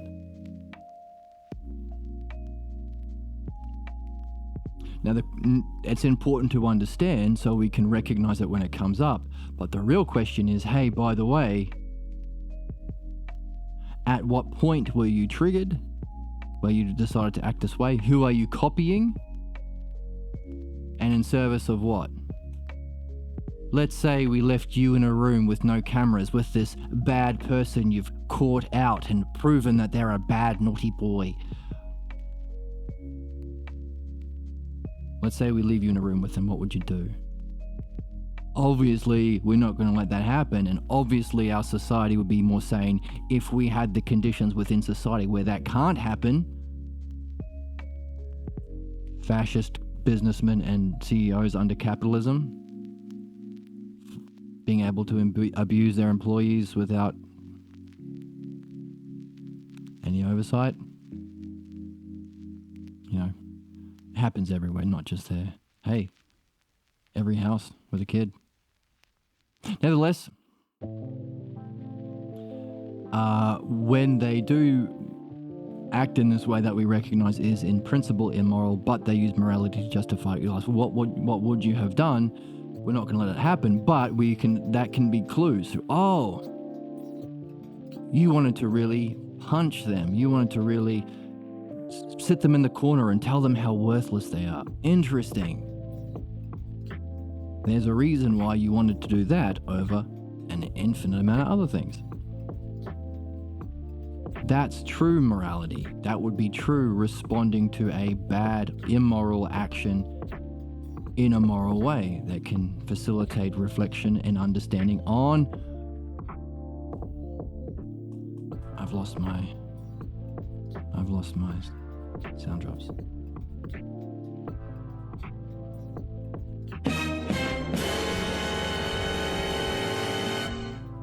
Causes. What were the causes? And what were the principles that were behind the causes as well, so we can understand it for everyone? How do we ask those questions? Well, that's what we're after, the dialectic. Without these, some people argue that blaming should be defended since it is the principal way we have to teach moral lessons, and without these lessons, we have no other way of we will have no other sure way of influencing others. Don't tell this person about dialectic, by the way. Yes, that is a way some believe morality can be taught. Some believe. But what if we were to say that what is also learned is not to be caught? The real lesson is, not what is inherently flawed with your reasoning or with the action itself, what needs does it meet and not meet and for reasons. That would be learning. No. Punishment prevents learning, prevents reflection on principles and causes, reflection to see whether or not it was a success. Like we say, our new catchphrase, 50% of the time have experiences, 50% of the time reflect on experiences. Experiences are dead. It's the ousia, reflection on the experience in the best possible way, ideally with the dialectic, that gives benefit, gives growth, gives that progression through that, this guy here, through our cognitive development, or our personal development, or our spiritual development, whatever you want to call it, same thing, of our psyche, to the self, by the way. That's the importance of the logos. We don't stop at enlightenment. We go to even the causes and principles for enlightenment. Enlightenment being that experience of pure being. Mind recognizing itself. There is no other if it's all mind. Oneness. So what they are really learning is not to be caught. So no actual reflection on the intrinsic merits, success, causes, or principles of the action. Just feel bad, don't think, suffer. If you get caught, that time I didn't get caught, this didn't happen. Oh, I guess the message is don't be caught. Is this not the question that needs answering? Is the cost for this kind of teaching the poor judgment and image people have of themselves? Yep. And also teaching them to try and get away with things and not be caught. How are you going to... In midwifery, we want to be caught. Of course, it's not caught. It's not a bad thing. Every problem is a gift. And we have for a reason. Provided you ousia, reflect on it with the self-logos and dialectic as best you can. If you have a friend who's also learning to be a midwife, even better. Yet, the following questions need to be asked. How could they create the conditions for these false beliefs without being aware of its destructive nature? How could those who have sacrificed so much for those they love turn around and harm those they love? Could they, too, be unaware of the imposition of the belief they themselves believe and yet transmit it. This is something we've been talking about already. Like, instead of just vilifying people, ask them questions about the thing that they were motivated to do that was inflicting suffering or punishment, because they had to have learned it from somewhere. And if they are motivated by it to this level, it's likely their image of excellence, pathologos, false image of excellence, that's motivating them, which means they were themselves doing the thing that they are transmitting onto others, and also doing it to themselves.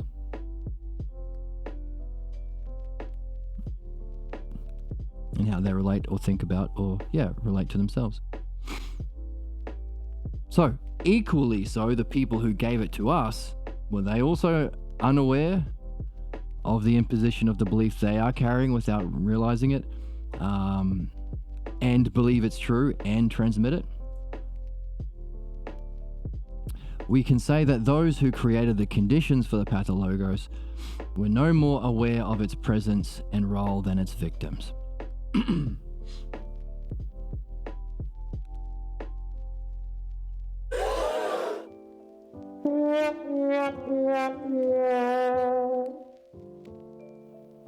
For it is one thing to recognize we are acting out a drama, and another thing to know why we are doing it.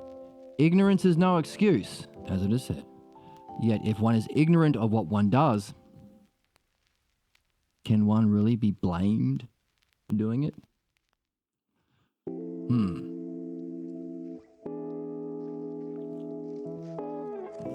Two things there. We have some awareness of what we're doing. What we aren't aware of, what we are ignorant of, is why we're doing it. We are ignorant of the fact that we have gotten a pathologos ourselves, in a similar way that we are trying to act out without being caught to do. The same way we are trying to embody that person who did it to us as we do it to someone else and pass it on. We are ignorant of that until we learn this. However, being ignorant of why you're doing it is an excuse. Like we said, if you're doing something, no one else knows what you're thinking. You don't know your conclusions, but also everyone else is focused on their stuff. In other words, when you realize you are ignorant of why you're doing something, the cause and or principle of why and precondition, the cause of why you're doing something, your responsibility is to un-ignorance yourself.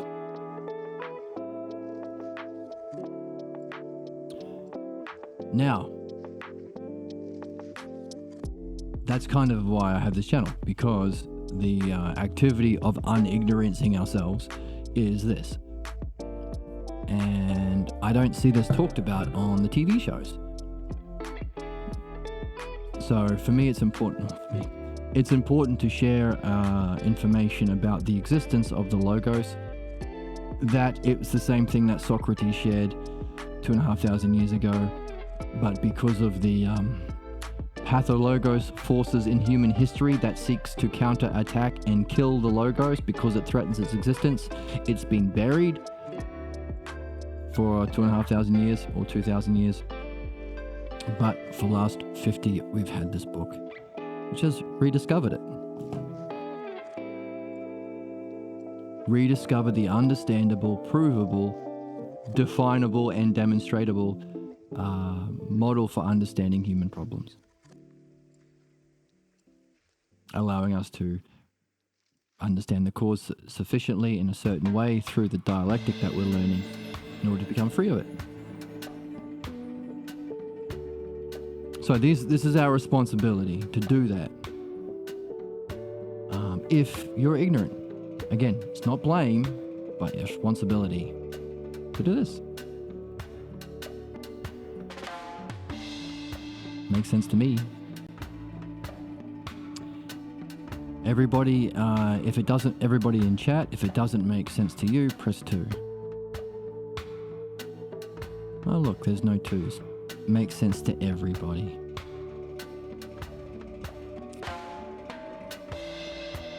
Reflecting on philosophical midwife talks, we can say we haven't encountered any talks where an authority consciously and deliberately sought to injure those most significant to them, through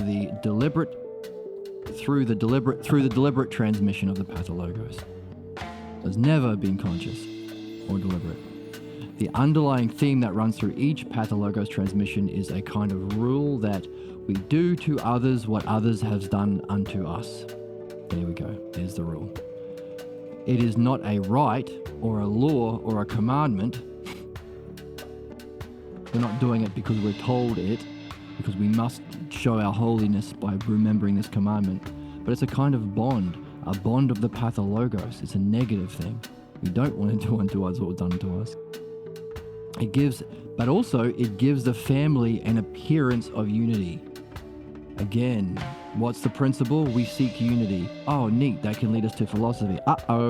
Not if that force has been redirected, that channel within your soul has been redirected to an appearance of unity, and that appearance is loyalty to a family clan way of being, a bond of the pathologos. That thing that we all suffered, we're going to do to others. We're the Joneses, we're fighting people. We're all the best fighting family, aren't we, Dad? Sure are, son. Give him a good whack. I'll give him a bunch of knucks. There's my son. That.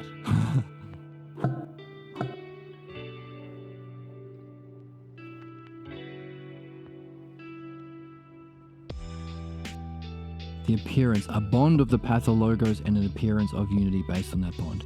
So for the sake of that bonding, some believe they are justified in what they do to others. Yeah, sometimes just a family bond is enough. That's the Fast and Furious movies. Very successful movies. Family. I can kill the person or steal the racing cars because family. The bond of family. The bond. What kind of bond is it, by the way? Is it a bond shared, a shared recognition of the self through the dialectic and logos? No.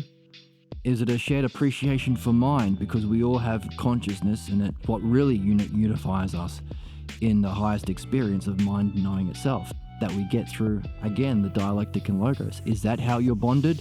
Vin Diesel in Fast and Furious with your family? No. Oh.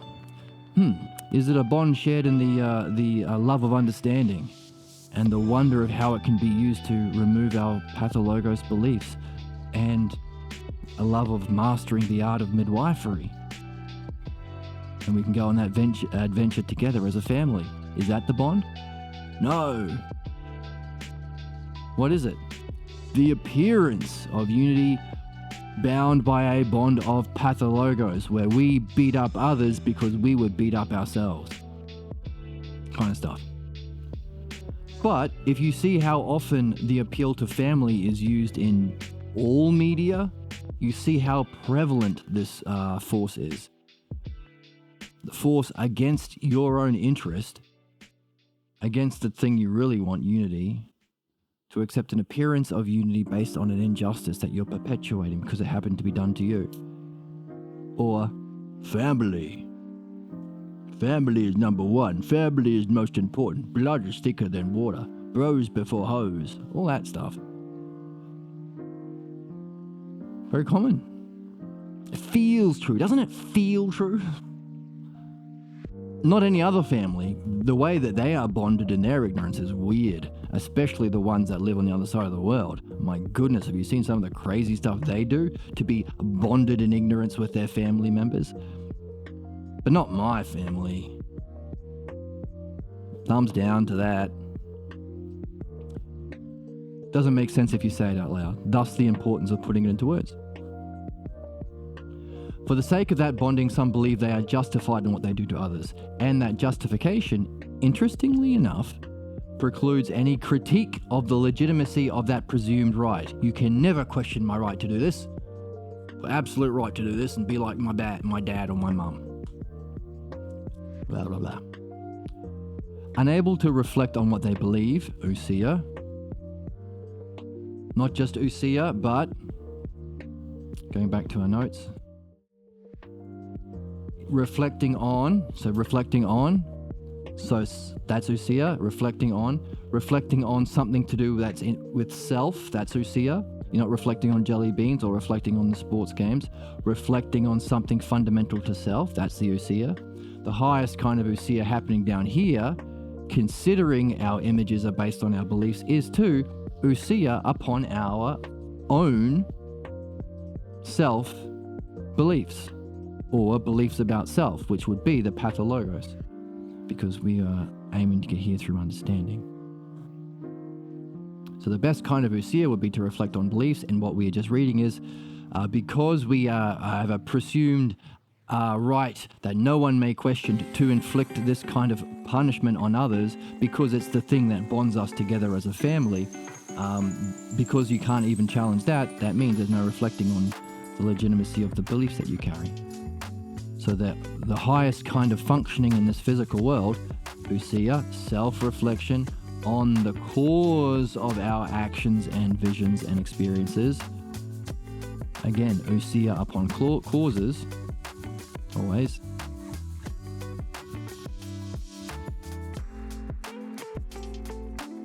They're prevented from participating in their way, so they're blocked, they're stuck. Because that's needed to escape their problems and also move on to higher levels of development. So, these people are stuck. What sorts of people? Fably, Vin Diesel people. Fably is number one. Fably. I love my Fably.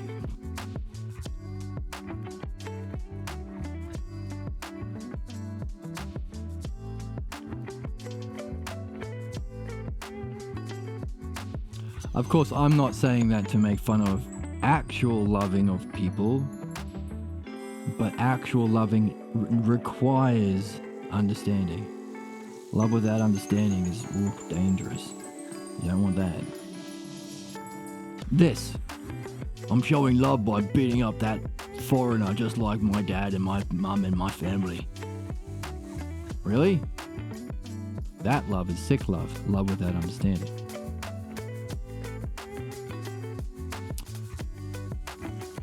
Unable to reflect on what they believe, they are just being themselves. No me, no my ways. And so they defend their right to remain ignorant and what motivates them. I talked about this last time. I've had conversations with people who say, I have a right to remain ignorant. I get that a lot, actually, when talking to somebody about the difference between beliefs and opinions and truth and understanding. I have a right to my own opinion. Always a confusing thing. You have a right to your own ignorance? You don't have a right to it. You have ignorance already. You don't have to invoke a right to having ignorance, but you shouldn't want to have ignorance. But that's the game. They're defending their ignorance, their right to their own false opinions, instead of development through understanding. Because of this pathologos bond, in which they are doing to others what was done to them. Interesting, isn't it? Aren't we weird? Aren't we weird creatures, us humans, doing that all the time? Come on, man. The child is not able to grasp the long-range consequences of submitting to the pathologos. The heart speaks with a more urgent voice than the demands of reason. Love and understanding, heart and head. Clearly what we see again and again in our talks is that our efforts to save an image of our loved ones brings us to blame ourselves or blame others. So when our loved ones are passing on our pathologos crap, instead of saying, hey, that's crap, you're wrong, and you're actually being a tyrant, maybe doing unto others what was done to you, maybe you know you're doing it, you don't know why, so you're being a tyrant, you know you're being a tyrant, and you are remaining ignorant of it. If you don't know the reason for it, get off your butt and start finding it.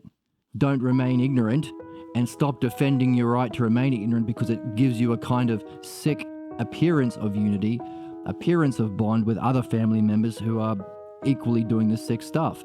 How about you quit all that?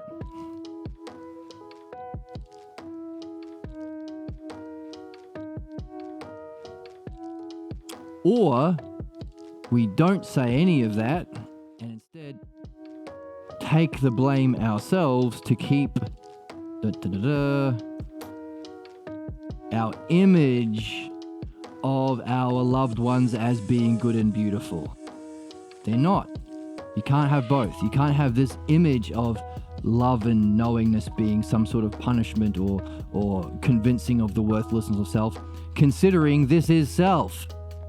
Actual beauty and truth at the top of the realm of being is self knowing itself. The exact opposite of the garbage that we conclude for ourselves in order to save the image. Myself must be bad. My understanding must be bad. Reality must be bad. Myself must be bad. Everything beyond this line is bad.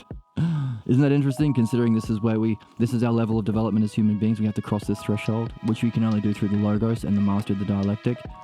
Isn't it interesting that the path of logos functions to vilify the three primary aspects of this? What aspects? Understanding. You can't understand. Shut up. Just believe. Reality. Reality is cruel and harsh. There's evil in the reality. It's not knowable. We can't know God. And self. You are worthless. Your worthlessness was the cause of the problems you faced. When really, it's their fault. They were being unjust. But the image we protect, we keep this one at the expense of all that.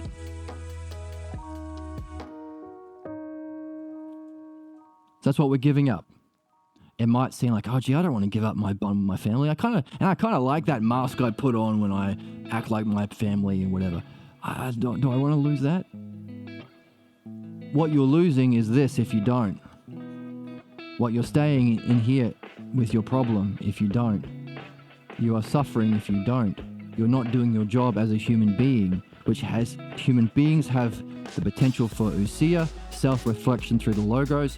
We have evolved, we're the species on the planet that has evolved to be able to make this jump from the physical world to the intelligible realm.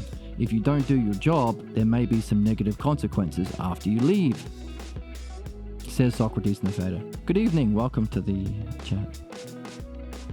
Hello. So, that's what you're really sacrificing to maintain false images of beauty and love and knowingness just because these people happen to be born in the same house as you. So maybe tell Vin Diesel all that when he says verbally is most important. No. Truth is most important. No, verbally. Oh, okay. Well, that is not a very nice thing to say to somebody. So you are getting a timeout.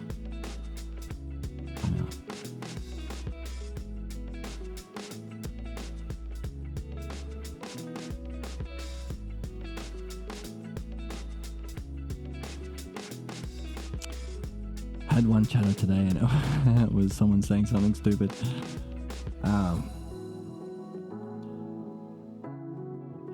But what I could have said, can I untime out you? He's probably gone. I could have said, hey, by the way, what's that kind of functioning call? Can you give a specific name? By the way, is your first response to another person this because it was done to you? In other words, who are you copying? Now, for you to keep doing it, you must be continuing to keep the belief that whoever you're copying is good and wise and worth doing, worth copying. So by you acting in this stupid way, you are preventing yourself from engaging in the best thing you can do for your soul, which is what this channel's about, in order to save the image of someone who's called you names as being good and worth imitating. Defending your ignorance. Defending your image, which is stupid and wrong. False. You didn't know any better. But until you do that, you are going to remain ignorant of the causes of why you would do that, which means you are choosing ignorance You have a responsibility to do your best to uncover the cause of your problems and get out of ignorance. And if you don't want to, keep in mind what you're saving was false to begin with. It's not actually good to do that. Is what we are reading. Of course, those questions that I am pointing to that reflect practicing the art of the dialectic and midwifery would only be done under different conditions. So there are principles that we follow, of course, but preconditions that need to be established to ask those questions. If somebody comes into the chat and starts being a jerk, and I start asking them genuine questions about the cause of their beliefs, they're going to anticipate or expect me to use it to be a jerk back to them.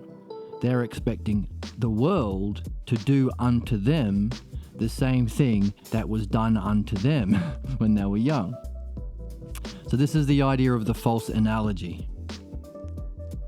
So the false analogy, while we can use good analogies to climb the divided line to higher levels of being, the false analogy of our problem is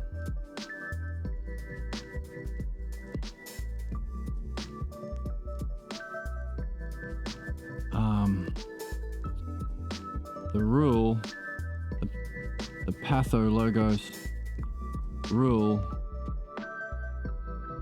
is do unto others what was done unto you. So that's the rule, and that's very similar to the false analogy that we carry that causes our problems. Analogy, which is life is the lesser reflection of the other side of the analogy, the origin scene. Origin scene is the greater. So we the cause of our projections and our unique ways of relating to people, our peculiarities, is that we are applying to our every moment in life our false conclusions about the origin scene. So what does that mean? Well, in the origin scene, there was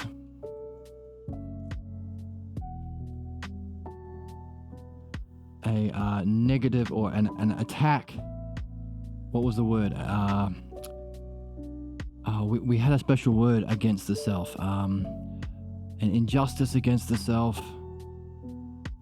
Insult, attack or insult, or an injustice.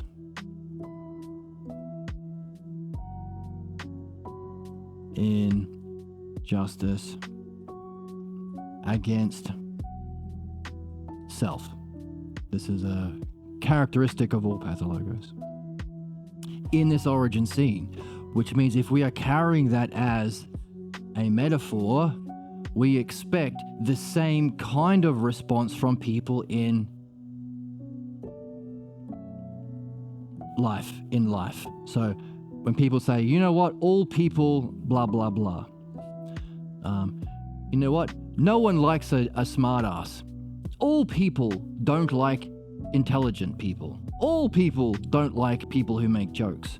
No one likes a blah blah blah blah blah. That's insane, because it's such a sweeping generalization to begin with.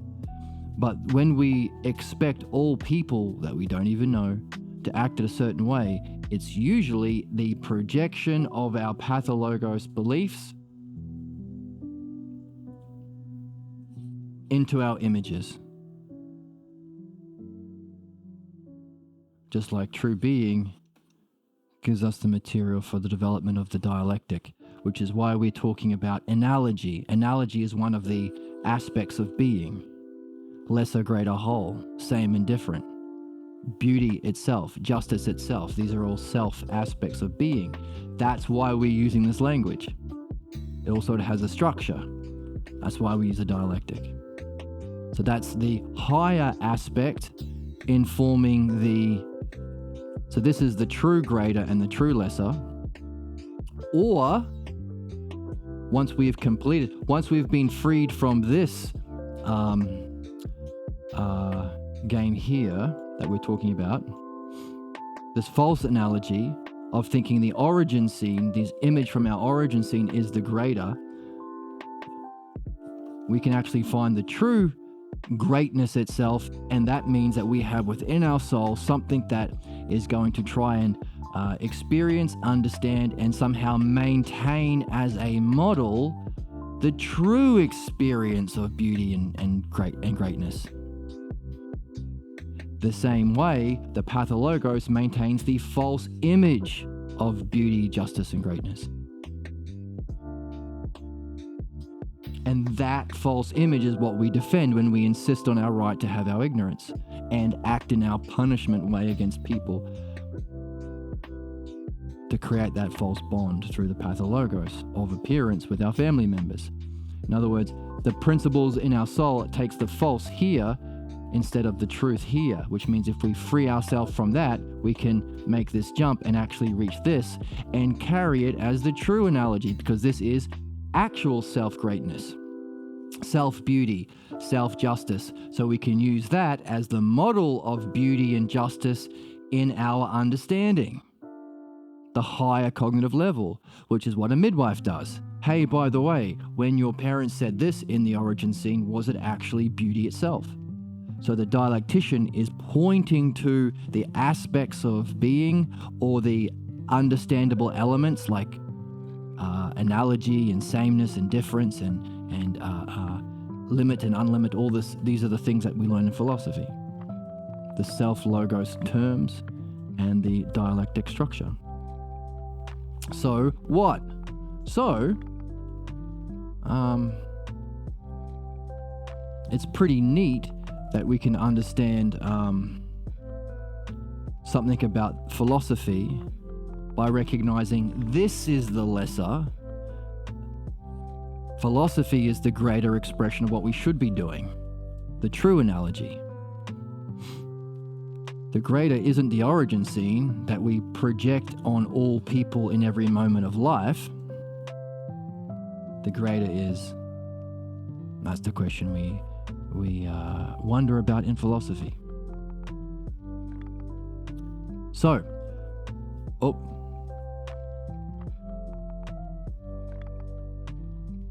here we go. Okay, let's start over before. You're back from your timeout.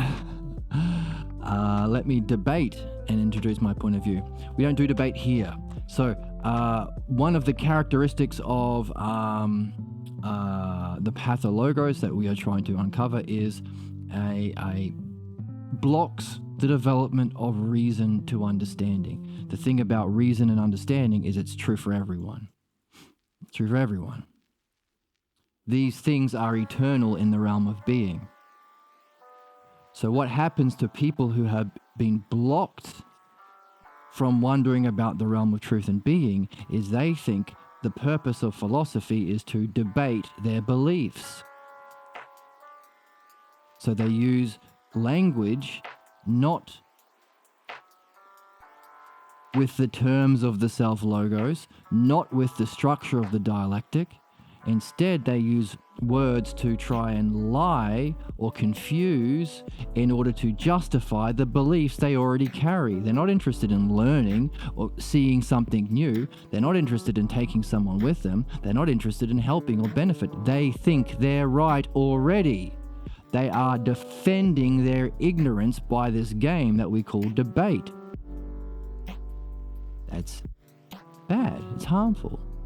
Number one, if you're being forced to justify your beliefs in a debate, you are getting more and more tied to those very things that are causing all your problems.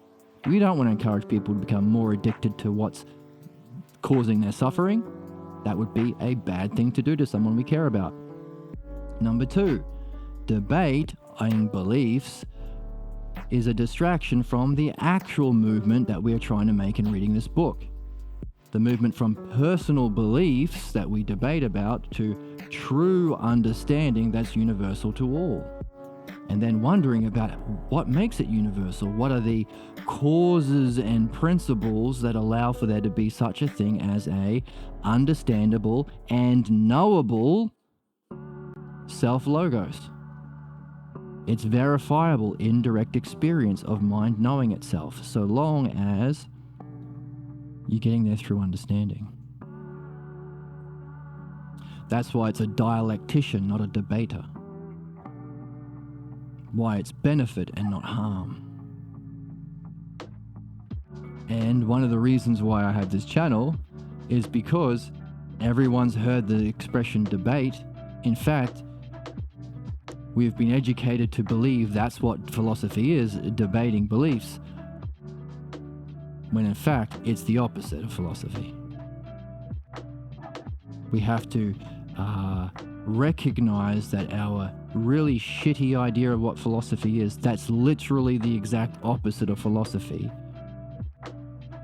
must be caused by something. We can't have it so wrong without there being a reason.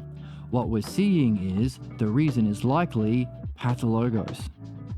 Because if true philosophy, as Socrates spelled it out, and as we are learning ourselves, is the development of the dialectic of the logos to make this jump and apply our logos and dialectic to reflect on the beliefs we carry, to discover the cause of our problems, to be free of it so we can rise to a higher cognitive level.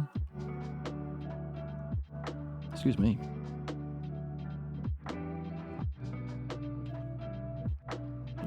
If that's what's true, and it is, then what we are recognizing is, unless we are doing midwifery, our pathologos has to function to defend itself. Logos understanding dialectic is what is needed to remove the pathologos. So if the pathologos is going to sustain itself, it has to specifically attack the logos. So if Socrates shared the logos, and we have somehow 2,000 years later are being taught the exact opposite, why? Why is what we're being taught about philosophy the very thing that blocks the logos of understanding, the direct experience of pure being, or mind itself, ousia, and using the two to go beyond to even the cause of that, the self? Why is all our education specifically blocking that? That's a good question that we have come up with together. What we are seeing is, that's neat. That's exactly how the pathologos functions. So you could say, because we haven't spread the good word about philosophical midwifery in the logos, the last 2,000 years have been run by people who themselves are slaves to their own pathologos, and their own pathologos always functions to put up this wall. So of course they did murder Socrates. Of course we are being taught the opposite. And of course, if we share these things with people who have been brought up in this way, their first response might be to try and silence it or stop it or attack it, until they realize that what they're defending by defending their ignorance is a false image of a loved one. Don't you want to see them honestly for what they are?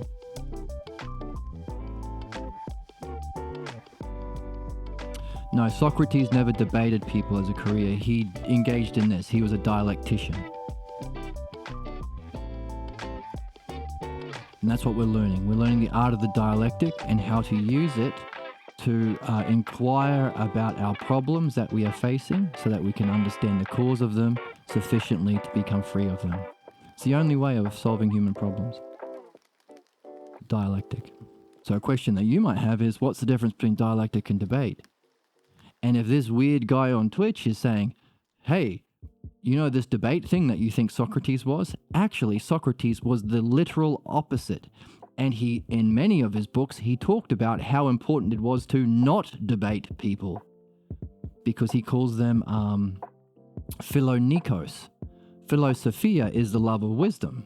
The thing about wisdom is the more people in the party, the more people in the adventuring quest, the better. The more people you can reflect on your experience to practice the dialectic, reflect on your problems, reflect on the nature of the reality, the better. In other words, it rises, it's a tide that rises all ships. The physical world is different. The physical world is fixed. It's a zero-sum game. There are only so many coconuts. So if somebody wants to have all the coconuts, Elon Musk, that means everyone else gets 0 coconuts. That's capitalism.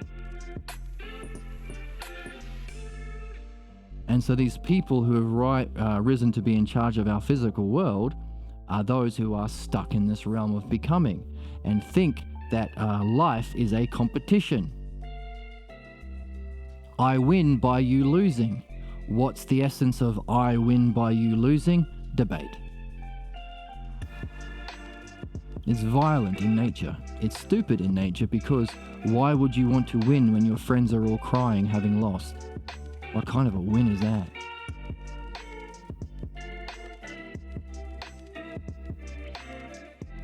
Right, so the point is to see if you can give birth to a question. Given that, wisdom is what philosophy is, love of wisdom, something to do with up here. But the word that Socrates used to describe the people who call themselves philosophers is actually philonikos, which means lovers of fighting, lovers of drama. And if you've ever turned on YouTube, well, at least my algorithm, like 90% of YouTube videos are people fighting. Oh, look at this drama. Look at this Kardashian drama. Look at this debate drama. Look at this Christian being owned by a philosopher. Oh, drama, drama, drama. And all of the mainstream news networks and even entertainment outlets are doing the same thing. They are trying to spread ideas of competition,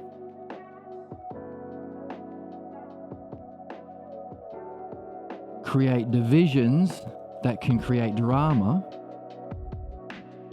to distract us from realizing, hang on a second, these divisions are false in comparison to a higher understanding of all human beings, which is we all have mind. We all have problems caused by pathologos false beliefs, so we can all hold hands together as one human race in the understanding of and removing of our problems. That's one way of uniting humanity. The next way is realizing, hang on a second, we all have mind. Once we're free of our false beliefs, what's this mind we all have? And you know what? We all can participate in understanding. All of them are inclusive. All of them, everyone wins. The more people playing this game, the better. The exact opposite of competition, division, scarcity, and debate. So, if that's the case, you can have a question. How different is true philosophy if what I thought Socrates was doing is actually the exact opposite? What the heck is the opposite of debate? And how could I have gotten it so wrong? Look for something to get curious and puzzled about. I'm not blaming you, I'm just sharing the facts. That's the game. Because debate is, oh, okay, I get your point, you win. I was wrong, I made a mistake, I'm sorry, okay? Do you get it? I'm sorry, I made a mistake, I'm a human being. That's the blame game. That's what we're reading is not a part of this game.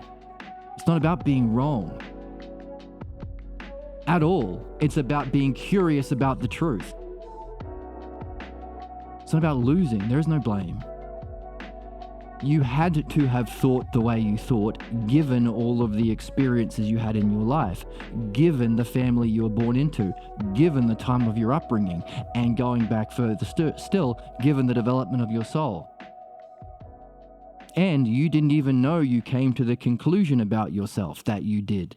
So you didn't know that you formed this pathologos that you are acting through. So it's not about being blamed. It's not about blaming at all. That's dialectic. That's debate. blame, losing, and also that's systems of oppression. So all of the systems in our current society are all based on convincing the people who are going to be enslaved that they are innately bad. And therefore, if you're bad, you deserve punishment. And by the way, the punishment is whatever's going to make me money. It was never about the punishment to begin with. It was just an excuse to exploit people. So the capitalist will say, oh, you need capitalism because you're greedy. So we have to use greediness as a principle for our economy. Of course not. They just want to steal all the money.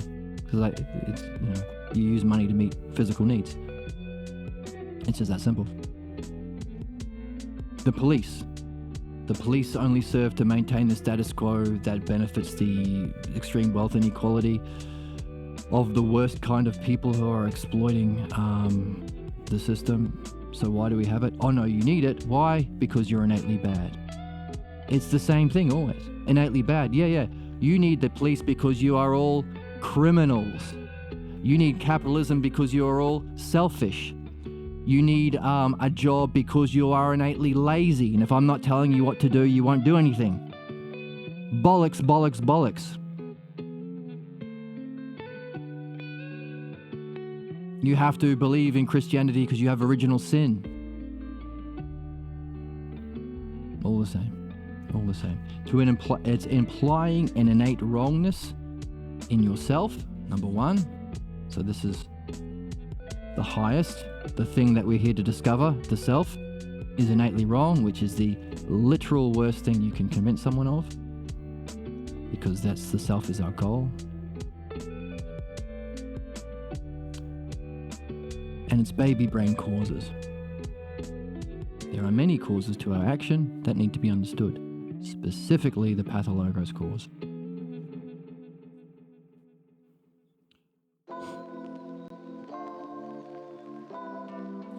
When I, who tried desperately to understand you, only understood that you disliked debating people. Yeah, hopefully you have a question as to why. Is it because I had a tragic origin story where I was walking to soccer practice and the debate team all beat me up? Now I have an irrational hatred of debate? Is that why? Or are there fundamental principles that are always true that show that debate is a demonstrably harmful activity that functions to get in the way of the actual thing we're here to learn, dialectic, which is not competitive but friendly, which doesn't exclude but includes, but doesn't give speeches in order to use language to convince people, but uses questions to engage with the other person so that you can both, step by step, climb the ladder of understanding together. These are the differences. So, make it a question and wonder about it. Is reincarnation the ultimate procrastination? Oh, that's a good question. I'll be better in another lifetime, maybe. Give me 2 more cycles. That's a good one. Yeah, that's a good one. Right, Socrates is making the claim in the Phaedo that, don't risk it. Don't risk it. He said, hey, you know what? Even good people who are good out of habit but haven't learned to be good through this development of your understanding in order to free yourself from what's false, understand what's true, and then ultimately wonder about the cause of even that.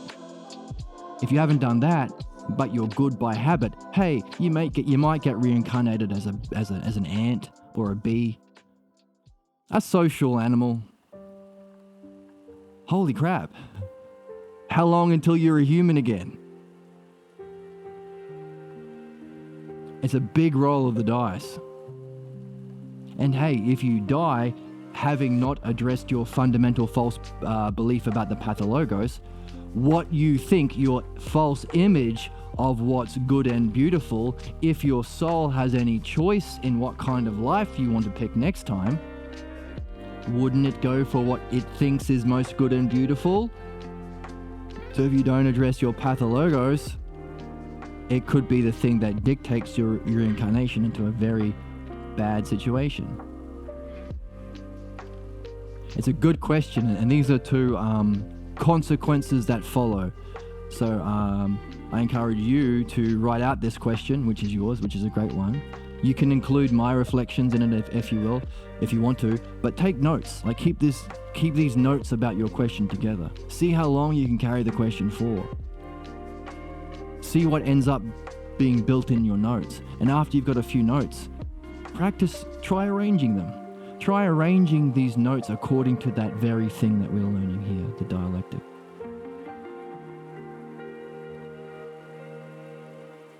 And if you want, you can share it with us on the comment section or in the Discord. I think blame and anger worsen problems by deflecting responsibility and clouding judgment. Good point. Blame avoids self-reflection. Bingo. While anger fuels conflict and blocks solutions. Yes. There's the two elements there, right? As we were reading, the people... Let's go back to the text.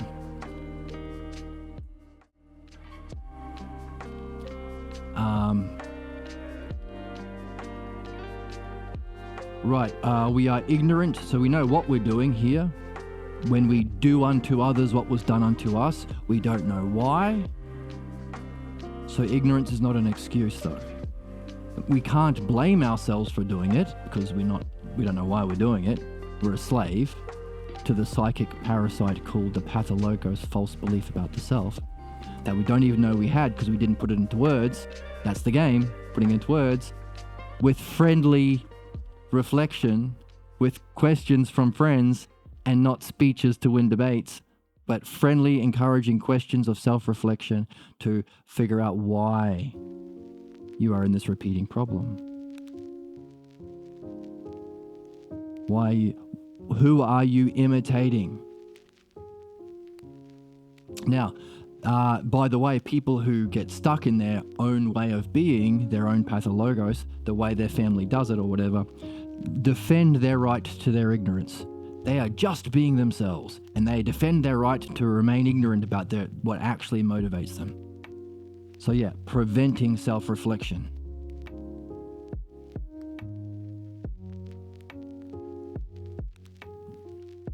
Overcoming these patterns with accountability can calm can lead to clearer thinking and constructive action. Right, and that's what we're learning. What would be the ideal of overcoming these patterns? What would be the ideal conditions of reflection? And what would be the ideal preconditions? Like I was talking earlier about asking questions to do with the insult that you came in with. And I said, well, and I was going on to say, I probably wouldn't ask those questions because the preconditions are not met. And then we went into this principle here. What we are seeing is we do unto others what was done unto you, but also this pathologos is a false analogy where we think the origin scene is the greater. That reflects, so every moment is a reflection of this origin scene. That's the analogy we carry. So all people are looking to attack or insult or do injustice. So if your first reaction was to insult somebody, it's because it was done to you. But it's also what you are expecting others to do to you back. So if you said, this is my way of functioning, this is my family pathologos pattern, and my contribution was to ask you questions about it, you are just going to think, I'm going to use those questions to get material ammunition to attack you with. Because that's the way the world is. That's what all people do. Because all people or all moments in life is a lesser reflection of the greater.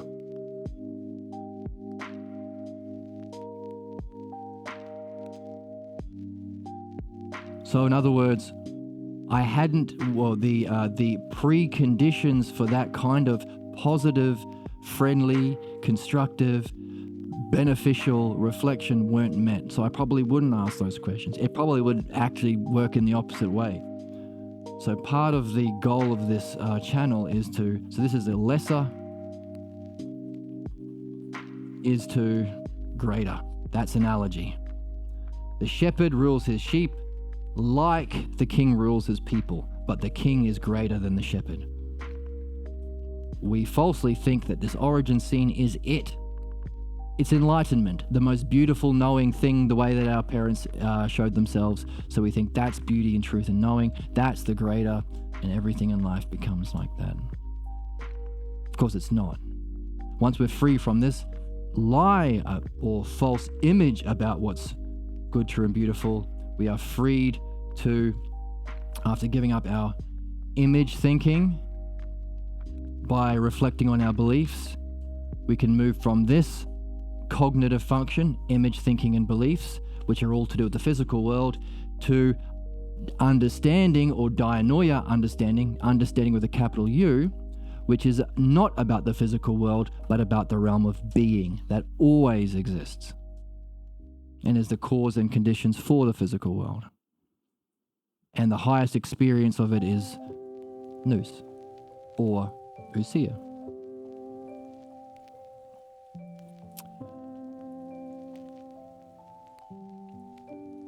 I get to be B. Oh, no, you don't want to be a B. Don't risk it. Do master the dialectic in this lifetime. And after mastering the dialectic for your own intelligent development, because you are able to move from the 99% of people who are in the physical realm of image thinking and beliefs to reflecting on causes and principles. So you are going to a higher cognitive stage, which is more closely participating with intelligence itself, making you more intelligent, making you more able to think more clearly, more free of your problems. That's your benefit. But also there's a secondary benefit here. You can turn around and help the rest of us. Reflecting on how you were able to develop the dialectic or your dianoia or your understanding, how you were able to understand the unsuspected false beliefs, and how you were to free yourself from image thinking. By being in this level, this higher cognitive level, you can look back to the rest of us down here and function as a midwife or a dialectician that frees us from what's false. So another reason why to do it. But also the third reason is, by the way, if this is the transition from the physical world to the realm of being and intelligence, what's the cause of that? In other words, can you create an analogy or metaphor about this transition from the physical realm of becoming, image, thinking, and beliefs, to the intelligible realm of pure being, of nous, or pure mind, and understanding of it? Philosophy, this is philosophy. Can you create an analogy of what this was like so that you can imagine a possible transition from even beauty itself, justice itself, reality itself, even that, to a higher level beyond that? So that's a third benefit you get from doing it in this lifetime. What if the pursuit of truth is what blinds us to it? Doesn't make sense. The opposite would be the case. If you didn't think there was truth, you would not seek it.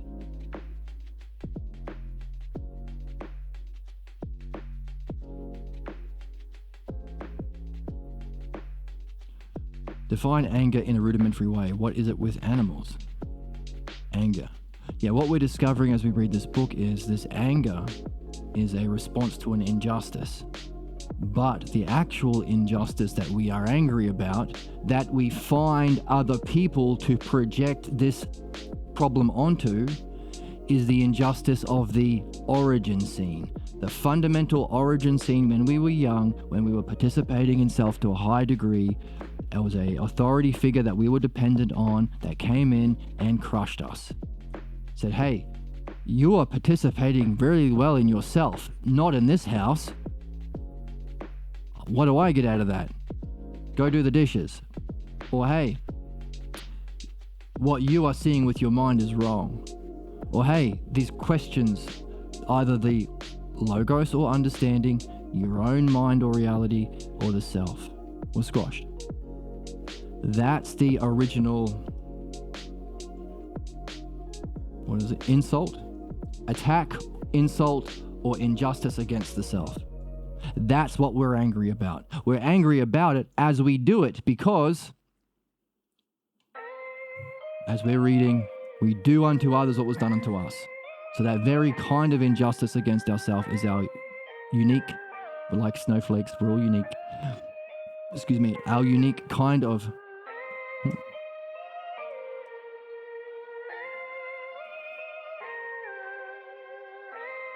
false belief about ourselves that we got from this particular lifetime that we are here to address and free ourselves from. So, we're doing it to others. We expect it to be done to us. We are also talking to ourselves in the same way. And that's what we're angry about. We're angry about this original insult that we are perpetuating in every avenue of our life. What does that mean? That means if we are doing it in every area, we have a list. If you get a list, what do you do in this game? How do we read? Look for lists and try to arrange them according to the dialectic. That's what we're learning. That's true understanding. That's what Socrates has been encouraging us to do. That's what we need to do in this book here. So we've got a list. We've got a false belief about ourselves and all the things we're learning about it. Unsuspected, not in words, and so on. Now, your job is to collect them. All the things we've been saying to describe the false belief about self.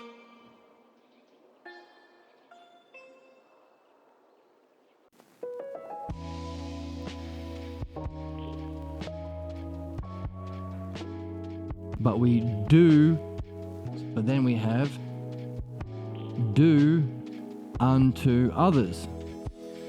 That principle we've been talking about. Then we also said, hang on a second, we expect it. We also do it to ourselves. And we also expect it from everyone else. Expect it. This is what we call projection. So people who are the most ignorant, like fascists or whatever, they say every right-wing accusation is really a confession, because they are the most suffering from their pathologos, because if you are right-wing, you have an allegiance to false beliefs based on authority and using violence to oppress others, which is just a false hierarchy. If the tyrant is similar enough to your family, that's why you're attracted to them. So we say of those people who have the strongest pathologos influence, every accusation is a confession. It's very easy to point to fascists or Nazis or right-wingers and say, oh, here he goes against the gays again. He's quite clearly gay himself. Or, these Democrats are always trying to cheat. You are always trying to cheat. We expect it from everyone else, from everyone. Let's move over here. We do it to ourselves and expect it from everyone. Or the world. Hang on a second.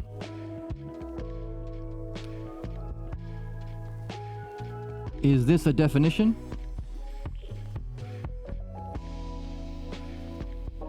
This fundamental definition, does it then demonstrate itself? By the way, does that demonstration not just act out in one way, but does it act out in lots of different ways? To others, to ourselves, from everyone? Is that division? If so, we have a set of 3 terms that is reflecting the dialectic.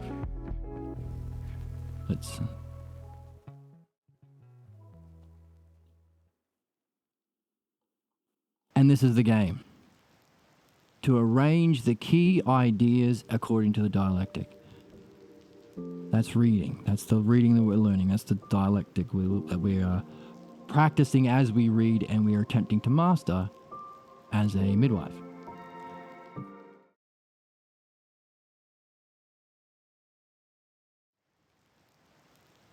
The hell was that? Didn't mean to do that. That was weird. If we've noticed 3, that means there's a 4th, because there are only 4 categories in the dialectic. That's conclusion. So your job is to fill in that. There are 2 stages in conclusion: synthesis.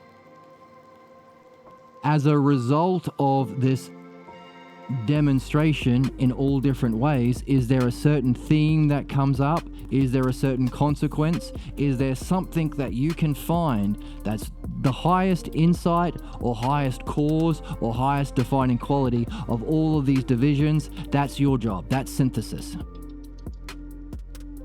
Then take that highest aspect and take it back to your own original first definition.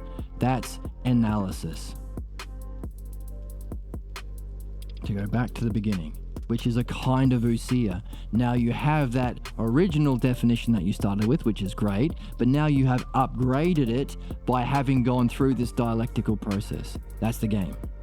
I've done the first couple for you. You can fill in more here, and you can do these last 2 ones as a practice of demonstrating the dialectic that we are reading about here, which is the next thing we have to learn as human beings. So that's anger. As we do all this, so to answer your question about anger, as you practice this dialectic, find a place for anger. Which of these categories would anger go in? Notice this is a hypothesis. If anger is related to the pathologos, this follows. That's the dialectic. It starts with an if. And if, that's a connection between 2 ideas, anger and pathologos. So this is an exercise you can do to address your own question. And because it's not a solo quest, share your dialectics. Join the Discord and share it with us there, or share it in the chat section of YouTube. Why are animals wired to feel aggression? They're not. They're lovely. Animals are great. They don't have pathologos. They're very physical. If they're hungry, they eat. If they're sleepy, they sleep. Animals don't do the kind of things humans do to each other because of pathologos. You have so many questions. Good. Build them up. Build your questions together. Make a mega question. Because it's easier to carry one awesome, polished, like level 20 question than like 18 mini level 1 questions. Or actually, it's even better. Do both. Collect a sack of questions with you. Is anger evil or is it a tool? So evil is one of those words that is characteristic of the pathologos because it's baby brain. Number 1, it assigns a single cause, which is baby brain thinking. Like, why is this bad thing? Oh, give me an example. Oh, why is there crime? Well, there is the social causes, the system of capitalism that is specifically designed to extract wealth from the population to the wealthy, and eventually they will start gouging like rent prices and food prices, meaning people will need to commit crimes to meet their basic needs. Also, there's the pathologos behind the people who are trying to take advantage of that system instead of changing it. All these causes. No, evil. What? Yeah, evil. Crime is bad, right? Yeah. Bad is caused by evil, right? What? Baby brain. To assign a single cause, but also an element of blame is to say you are the single cause because you are of evil nature. Original sin to justify religion, innately criminal to justify police, innately selfish to justify capitalism. They're always lies to justify oppression. Always. In principle, because the truth about self is that you don't stink. In fact, the self is the highest level. Understanding is using the self-logos. The aspects of pure being or enlightenment are self-justice, self-being. These are all self words. And there must be a cause even of that which is beyond even the immortal and divine. Because even the immortal and divine must have a cause. So literally, yourself is the highest possible. And your goal, the destiny of all men, according to Socrates, and us, hopefully, when we see it, is to know the self through the process of developing understanding, because we gain this art as we go and can function beneficially. So any system that begins with some insult to the self is only going to be there to justify oppression. Always. We need detention because there are bad students. We need prisons because there are innately bad people. And it's always the same. And notice the people who are putting the poor in prison are not reflecting on the actual causes of poverty and crime. Ever.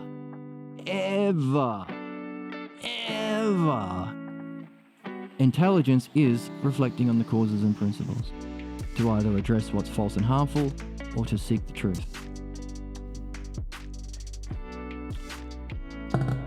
How do you feel towards Buddhist precepts and attachment to suffering? Same thing. It's always the same thing. So the dialectic, if the dialectic is the structure of the logos, and the logos is the primary paradigm of all of being and all becoming, then you should be able to recognize the stage of development we call Buddhism within a dialectical hierarchy.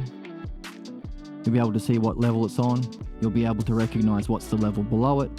You'll be able to recognize what's the level above it.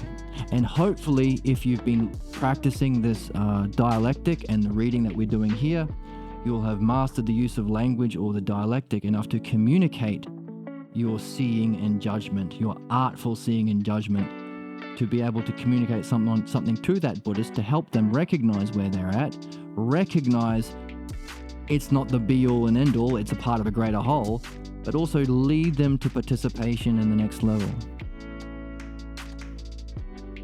which would be you functioning beneficially to a Buddhist, which is much better than asking for somebody's opinion.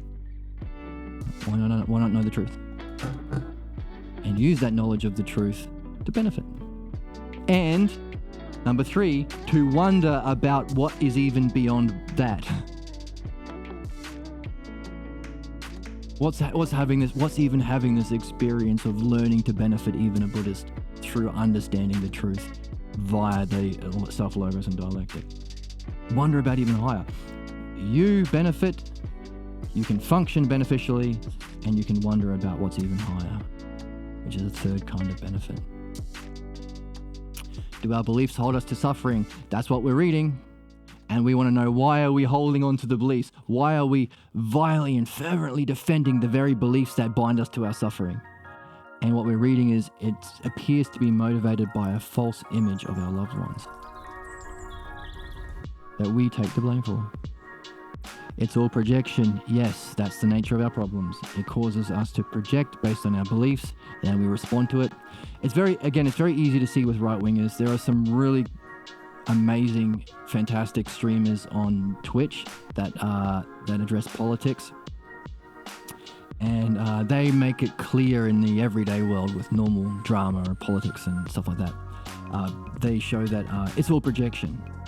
So the people who are causing the biggest problems, the most ignorant and fascist, so, you know, the Elon Musks, the Donald Trumps, the right-wingers, the Nazis, the fascists, the sexists, all those sort of people.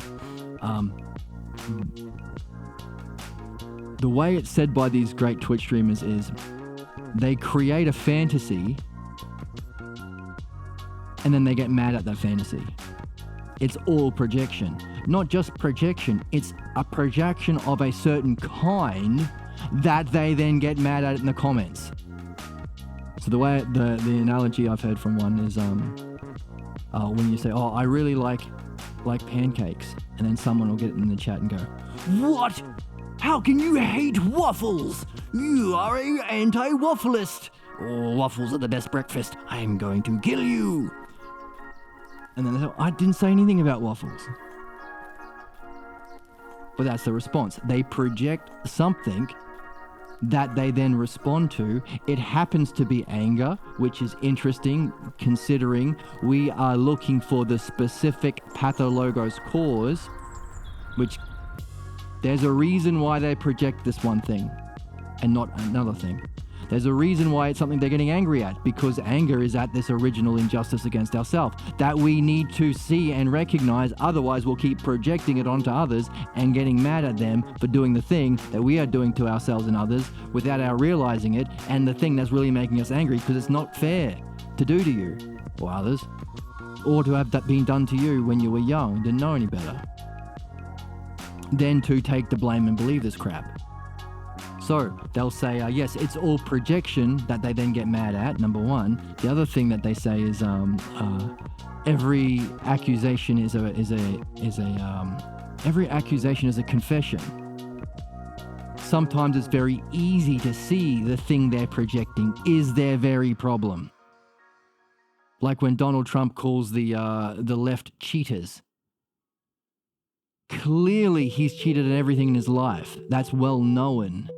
It's a joke at the golf courses that he's one of the worst cheaters ever to play golf.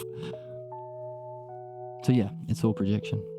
Until, of course, we find the reason we are having these projections to maintain the problems, giving us the motivation we need, otherwise we might not want to address this. So hopefully we have meaningful enough goals that our projections block them enough to piss us off, so that because these are meaningful goals, we really want to remove our blocks so we can reach that goal. That's why seeking excellence is key to being in this game, always trying to do better, always trying to improve. Because that's going to surface the blocks, and it's going to give you the motivation to address your blocks. So that's a providential or helpful or beneficial reason why we're doing this, to maintain the very problem that we don't want to have ignored because we're having all this great success. Why go back and fix that? Unless mind is saying, no, you need to fix this first. And I'm going to prevent you from going further until you address this false belief. Also, you can't simultaneously have this belief that no one listens to you and have this goal of being a manager or something where people listen to you. You can't have the false belief if it's inconsistent with the goal.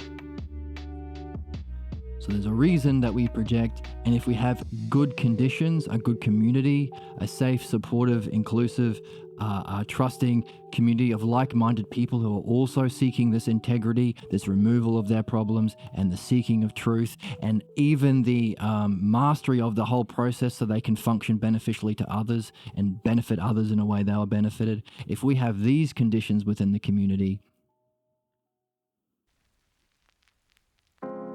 then we have the preconditions to play this game,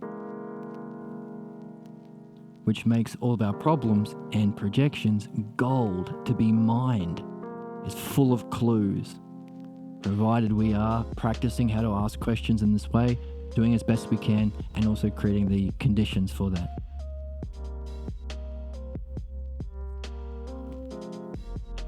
What if we had no words for a day and just gauged each other's on actions? My anger turns into forgiveness, deeper understanding, humility, I suppose. I don't feel owned. I feel lucky to be here. Yeah, so forgiveness is one of those problems attached to blame. You can only forgive someone you're blaming. We want to understand the causes that they might self be ignorant of, probably are ignorant of, and therefore can we blame them if they're ignorant of what's causing them to act the way that they do? Can't blame them, and you also can't forgive them.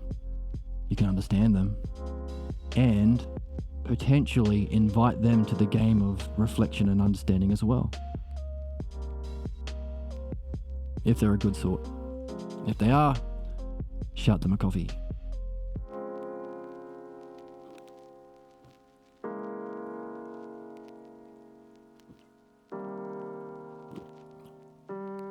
Thanks for listening. Oh, thanks for sharing your thoughts. What is actually crime? To be born poor and you feel the only choice is to sell drugs and live? Yeah. Yeah, that's why prisons are getting bigger. Because the capitalism is simply based on, let's put it on the board, the whole system. It's not very complicated to explain or understand. Don't need a degree. Capitalism equals extracting money. You could say value or whatever, but it's extracting money.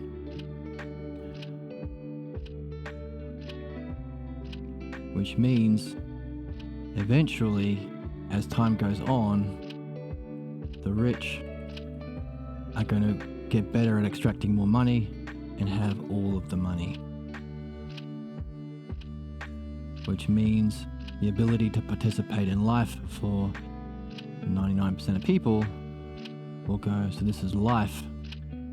See, we don't want money for money's sake. We want to participate in life. We want to be able to go outside and buy a coffee, participate in life without feeling guilty that we're not working or we're spending money.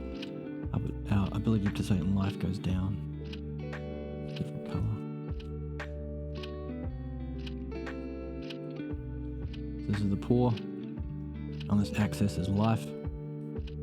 This is time. This is what happens to us. This is time down here. Now, there are two ways of dealing with it. Option one is address the system that is supposedly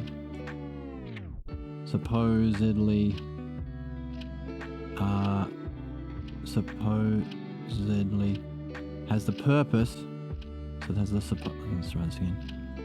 Supposed purpose of benefiting people. So if it's not benefiting the people, because that's what's happening, you address the system, which leads to fixing what's broken, improving, which also all is changing the system. Because that's growth, that's what it means to be mature. Second option, when the system starts hurting people, there's only two options. Blame, there's our blame from what we've been reading today. Blame the person or people. Now this is baby brain, because it assigns a single cause when the system has many causes. That's baby thinking. There are many causes. You're not just a bad person, then you deserve to be in prison. Number two, it's pathologos based, because the baby brain single cause is tied to person is criminal, person is bad. It's stupid, it's false, and it's the most basic reflection of the pathologos. When clearly capitalism can be defined as one word and one symbol, extracting money. So clearly the system is stupid. It doesn't benefit people, clearly. So the mature one would be addressing the system. But the people who have risen to be able to make the laws, or have used their money to buy all of the politicians, don't want to address the system. They like the system because they like this part. And they don't care about this part.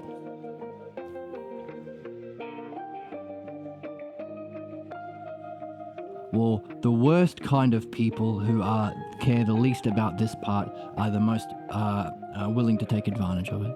So the worst kinds of people who have this lack of lack empathy, and this lack of intelligence and maturity rise to positions of power and don't want to change the system, so they always take option 2, which is always blaming the people, which requires the preconditions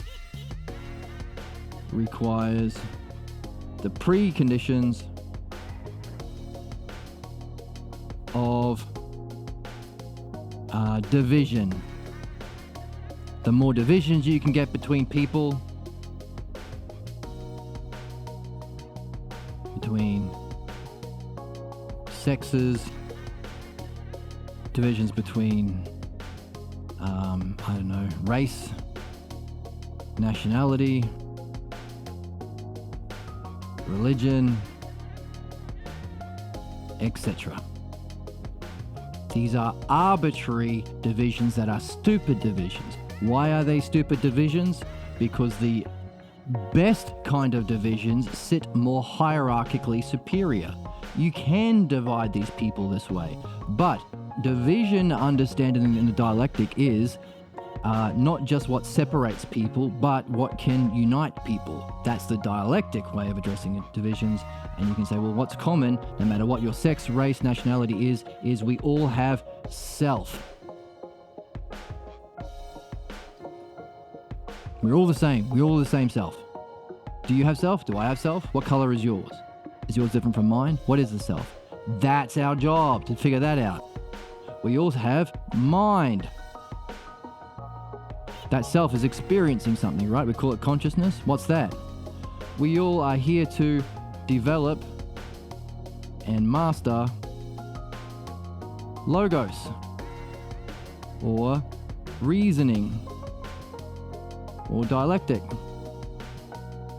These are the ways of defining people more rationally, because they have a greater scope. And these divisions are arbitrary in order to create a place to throw blame. Right now, like I think about 6 months ago, we were blaming people who were homosexual or transsexual or whatever. Now we're blaming brown people. It's all a lie. It's all what really is going to be, all this has to be in order to put these people, so the functioning of this is to put these people who are suffering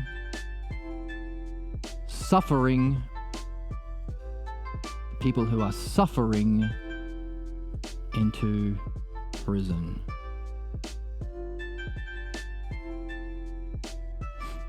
And the people who are suffering is not anything to do with your sex or nationality or anything like that. It's simply poor.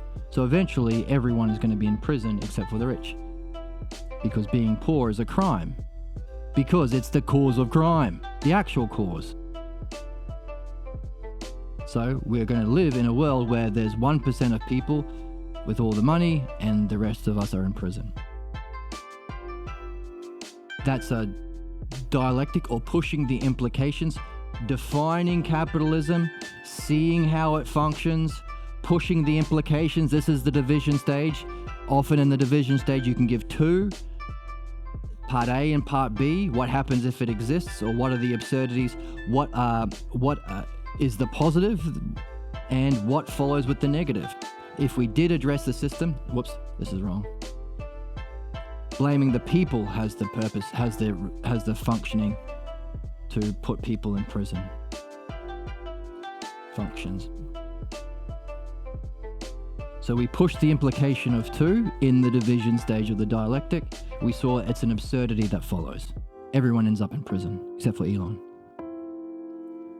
We push the implications of the other one. What would happen if we address the system? We would fix the system, we'd improve the system, we would change the system, and we wouldn't have people suffering.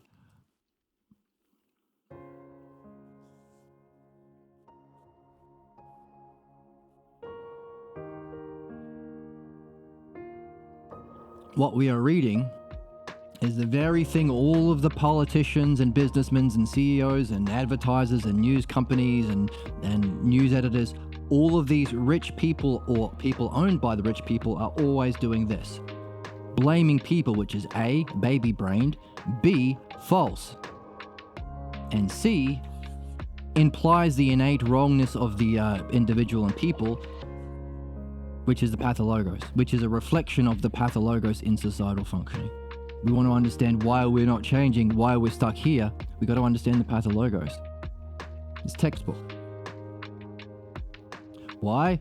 You use the baby brain cause. You use the baby brain in innate sinfulness, innate wrongness of the person, and then you use it to justify your sadism. This is all to justify the war, violence, oppression, prisons that are needed to maintain this unjust system. What we are learning is to understand the underlying principles that we are following that causes this allegiance to what's false, because that's the pathologos. It's pathologos writ large. So we just read,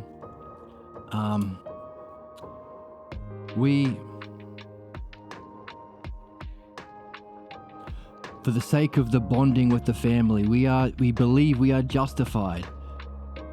And that justification, interestingly enough, precludes any critique of the legitimacy of that presumed right.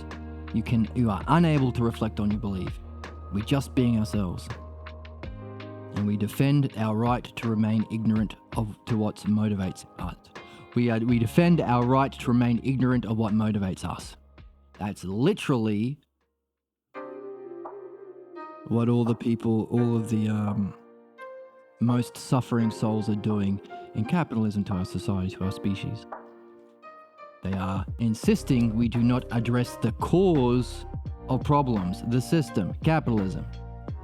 And they have a right to insist they have a right to insist we remain ignorant of the causes. In fact, we're going to privatize the schools, we are going to burn the books, we're going to shut down the social media apps to maintain ignorance. Because intelligence is simply, reflecting on causes and principles to understand.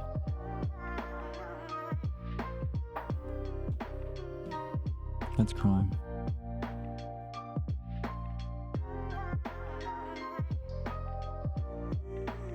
Yeah, so they're bringing Christianity into politics but not getting rid of the death penalty.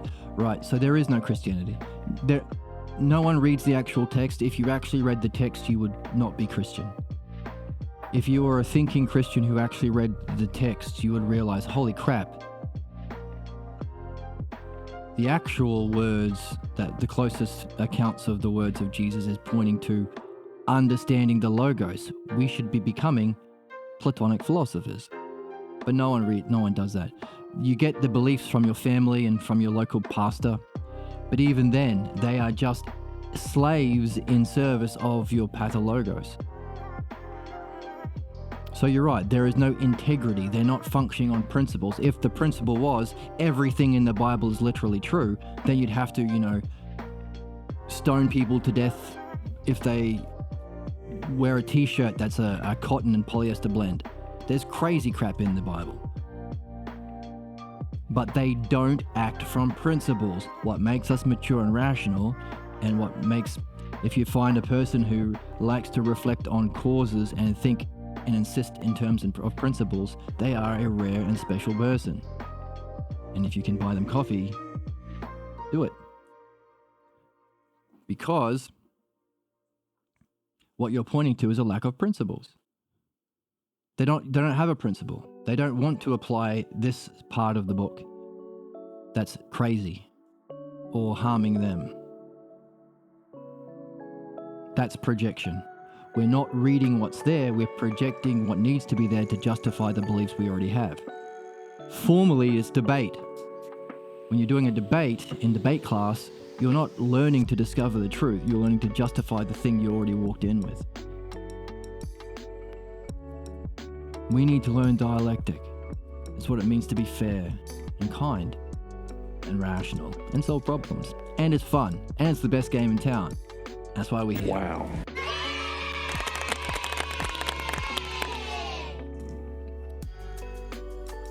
Yes. It's your fault you were broke, you never went to college. It's your fault you're broke, yeah, whatever. It's the hip-hop music, it's the video games, whatever. It's all nonsense. Distractions from actually addressing causes. Which would help everyone, by the way. They also have to breathe the dirty air. They have to worry about people like Luigi. And their soul is harmed when they are allowed to act harmfully. It's the problem with blame. One of the problems of blame, as we're reading here, one of the other ones is, if you think, we saw it actually, if your idea of teaching people is through the infliction of punishment, they're not learning anything except don't get caught. They're learning not to get caught. So being caught is a bad thing. That's when you get the sadism of people inflicting their pathologos bullshit instead of encouraging friendly, reflective understanding through the logos and dialectic to actually solve problems, to actually learn the stuff we should all be doing all the time. Instead of that, they are addicted to their pathologos because they haven't learnt midwifery yet. There needs to be more of you people. Get out there into the world. And so they are a slave to their ignorance and a slave to the pathologos model of beauty that they're carrying unsuspectedly.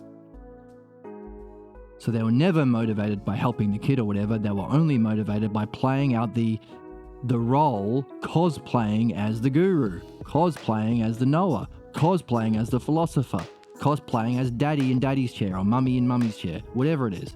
The idea of the best. If this is the best, aren't I entitled to it?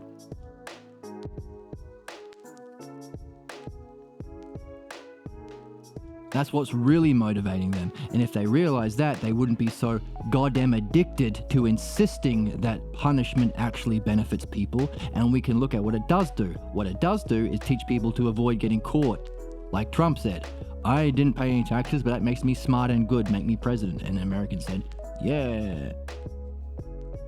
But getting caught is the best thing in philosophy, in the logos and dialectic. Because getting caught isn't an excuse to inflict suffering for sadistic pathologos-based joy, but sadistic joy. Being caught is an opportunity to discover something you haven't discovered yet, to see something new, to gain an insight, to become free of something that might be hanging you up in a way you didn't even suspect. It's always material, it's always gifts. But you have to unwrap the gift through the logos and the dialectic. That's what we're learning. That's why we're practicing this arrangement. That's why we did it here. We reflected on the dialectical structure behind even that reflection. I encourage you to do a dialectic here. Because it's the mastery of the dialectic and the self-logos that allow us to unpack everything as a gift. Always. Everything is a gift. If unpacked and reflected on this way. The more people who realize this, the more people we get to play with. It's nice to bounce these ideas off people. It's nice to usia with like-minded friends. It's nice to follow a dialectics questioning because maybe the logos will lead to somewhere that you both didn't expect. That can be amazing. It's the funnest, most kick-ass game in town.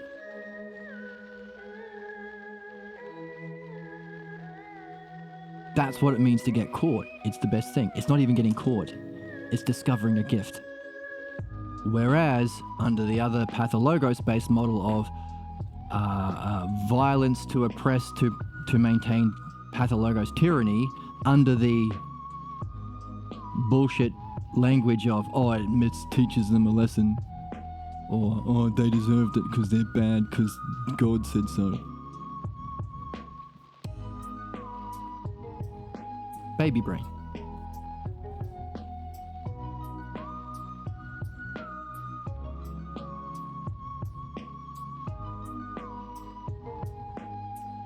If we were criminals in prison, they justify exploiting us. Yeah, exactly. They're doing that now. Prison labor. We can pay them nothing, and therefore, what's the whole point of capitalism? because they are bad people, 100 years ago they are black people and they are innately bad, so we get to use them as slaves. Now it's, oh, they're prisoners and they would only be in prison if they were innately bad. Not because they are suffering the most from a unequal system that does one thing. What's the whole definition of it? Oh, if I don't pay my workers, I can extract more money. What's capitalism? Extracting money. What's going to happen? They're going to do it. It's not rocket science. They always do it. They always have done it. Now they're doing it with everything. Can't afford food and rent. Oh well, prison for me. Oh, I can pay. That means I can exploit you without even paying you. Because you're bad, you're a naughty boy. Pathologo. So we are understanding the causes behind the way the world is, but also we're understanding the principles. It's the principle that gets reflected into the pathologos. These people playing out these implications are just being a walking dialectic, playing out, they have that false definition of their pathologos. They demonstrate it in their state of mind. In everything they do, that's division. And then they come to a conclusion at the end that, oh, I was right to begin with. See, I'm right to be the richest man in the world because of how smart I am, or how dumb these people are, or how criminal they are. What we're learning to do is to understand those principles to sufficiently free ourselves from it so we can jump out of that game. Then maybe even turn around and help others. If they buy us coffee.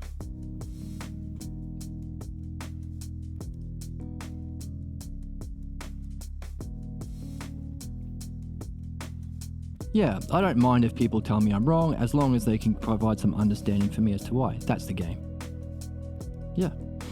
Notice, wrong followed quickly by understanding in your reflection, compared to the pathologos, wrong followed quickly by, now I'm going to do my pathologos to you, crush you the way I was crushed. Different. Oh, but I won't say that, I'll say it's punishment. And I won't say that's just a buzzword to excuse me crushing you the way I was crushed because I haven't dealt with my pathologos myself. No, I'll say it's a punishment to make you better somehow. Teach you a lesson, bring you closer to Jesus. I don't know, I'll make up some bullshit. And so long as the people don't realize the actual paradigm is the logos that we should insist on, we'll say things like, oh, everyone's entitled to their own opinion, right? Let them be fascist. Let them burn the world for their profit in the short term. If they made me feel wrong for existing, that's kind of different. Yeah, you got it. Well said.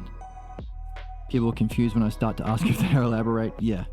So hopefully you'll find a good community. Hopefully we'll have one here where, elaborate or put more words on that, or what else do you see? Are fantastic questions that we are really happy to be asked, because hopefully the community has that spirit of support, friendship, mutuality,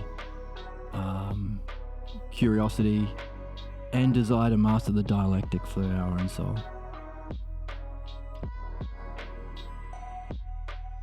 Just here to learn. That's what we're here for. Well said. They expect a fight, but I'm just here to learn. Exactly, and we were talking about that earlier. If someone comes in with fighting language, ideally we want to ask them, hang on a second, who are you copying, and why do you think that's just, and how's that going to serve the logos? All these sorts of questions that will get them to reflect on their behavior, ousia, in a new way they haven't done before, that might wake up their curiosity.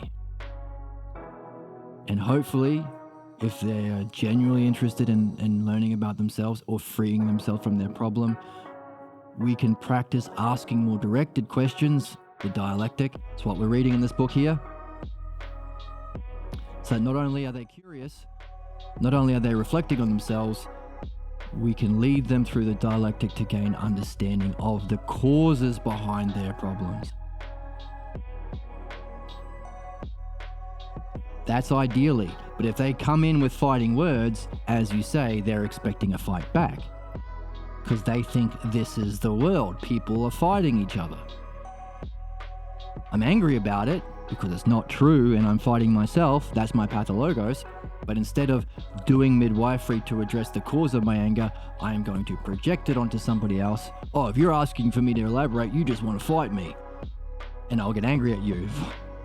This is the right wing. They invent boogeymen that don't exist, get mad at it. And all of these, and their accusations when they get mad are confessions. Which is another way to say there is a wonderful, beautiful, understandable symmetry in our words.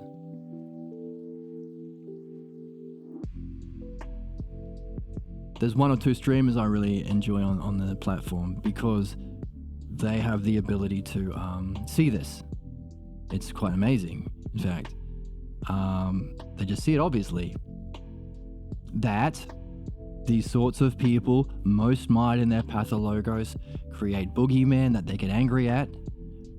But also, it's kind of a confession. In other words, the nature of our projection, the language we use, are all clues reflecting our very problem that you can make fun of, which is what these streamers do, which is what makes them pretty cool, because they're understanding the cause and they're making fun of the ignorance behind the people who are causing these problems in society. That, even though it's so obvious what their problem is, because of that symmetry in logos, what we want to do as dialecticians is to artfully make use of that symmetry of logos that we recognize.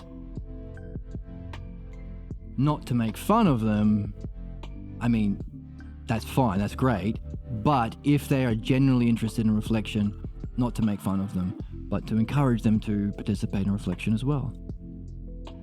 Make fun of the ignorance, maybe, if you want.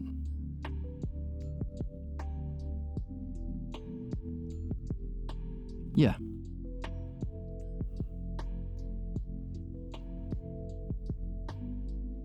So that's the puzzle. How do we embody this to such an extent it becomes a TikTok trend, and everyone starts adopting this way of being, and we all replace debate, conflict, division, and injustice with friendship, dialectic, reflection, and fun. How do we do it? I don't know. I'm hoping this podcast helps, but I'm still wondering about that.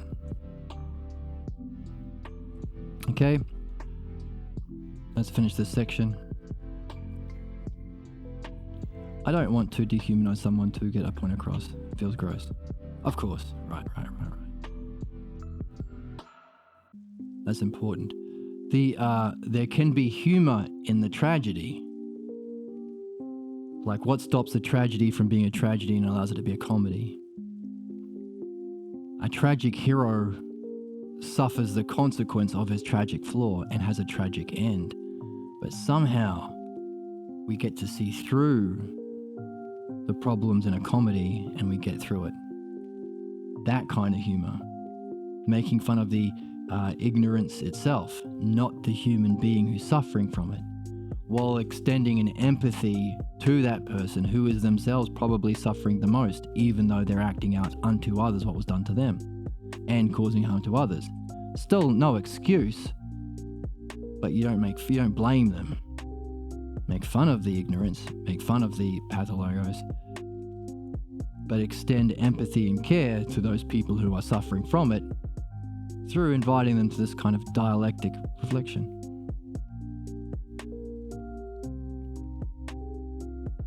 Yeah. So that's another good question. How can you turn comedy? Because you don't want to be sad about the world if you can laugh. Have you seen through the game a little bit? Have you seen something that allows you to laugh at what might scare you otherwise? That kind of laughter. Okay, unable to reflect on what we believe, and we're just being ourselves, we defend our right to remain ignorant of what motivates us. The child, when we get it at our origin scene, is not able to grasp the long-range consequences of submitting sacrificing ourself, our mind, our logos, to the pathologos. The heart speaks with a more urgent voice than the demands of reason.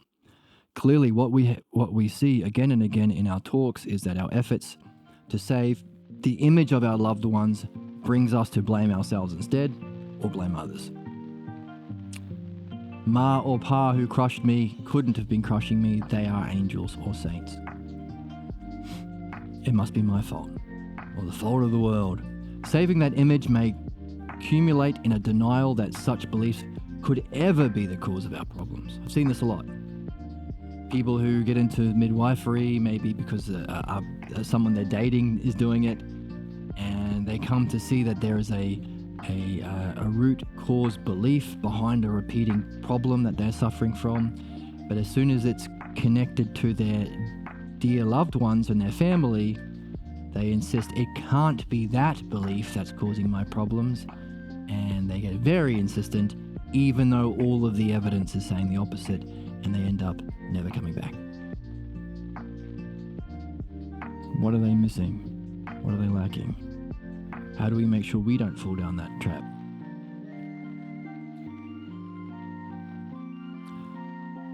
They culminate in a denial that such beliefs could ever be a cause of our problems.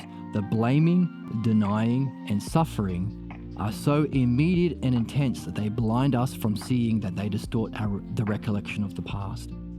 Equally, when we keep alive the anguish we have suffered by endlessly reflecting on that anguish, we maintain the power of the pathologos. This is the fundamental criticism against modern psychology, because it lacks the understanding of the pathologos, the understanding of the logos and the dialectic. You don't solve problems. That's not an opinion, that's just a principle. If you're not following the model or principle, you won't do the thing. Because modern psychology lacks the model or principle or paradigm, the dialectic can't solve problem. There may be various kinds of benefit you get from talking to a psychologist sometimes. Sometimes it's a shot in the dark and it can be bad. Sometimes you get more benefit talking to your bartender than a shrink. But the main problem is usually they are just getting us to relive or recollect the anguish and suffering from our past for no reason. It's doing harm. That's why we need the dialectic way of asking questions that can follow us through a train of causes to the root cause, so we can not just relive it, but understand what it was there for in the first place, put the puzzle pieces together and become free of it.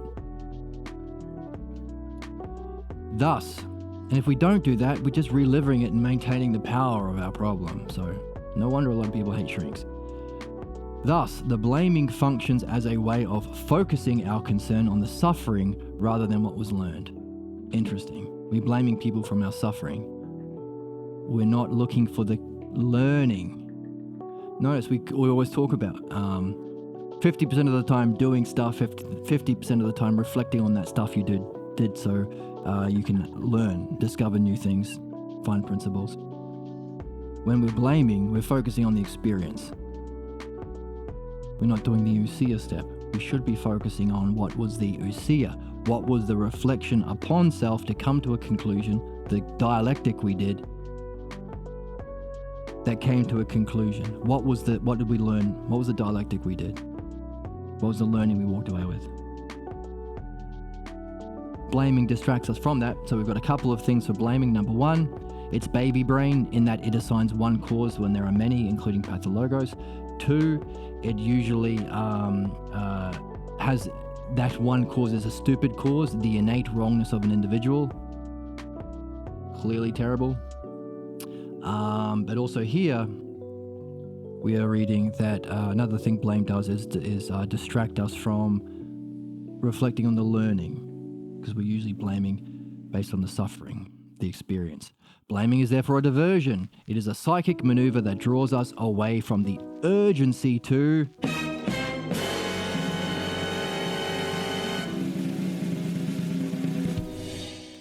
understand the scope, the function, the implications of what lies behind those beliefs.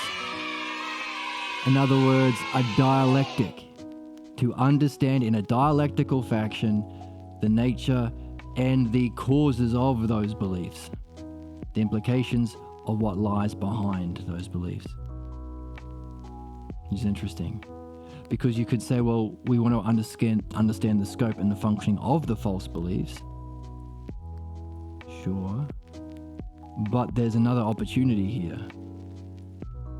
As we find the causes, the scope, functioning, implication of the beliefs that cause our problems, we could also ask, what is the scope, functioning, and implication of what has to pre-exist for even these principles of the pathologos to exist? A higher level of reflection.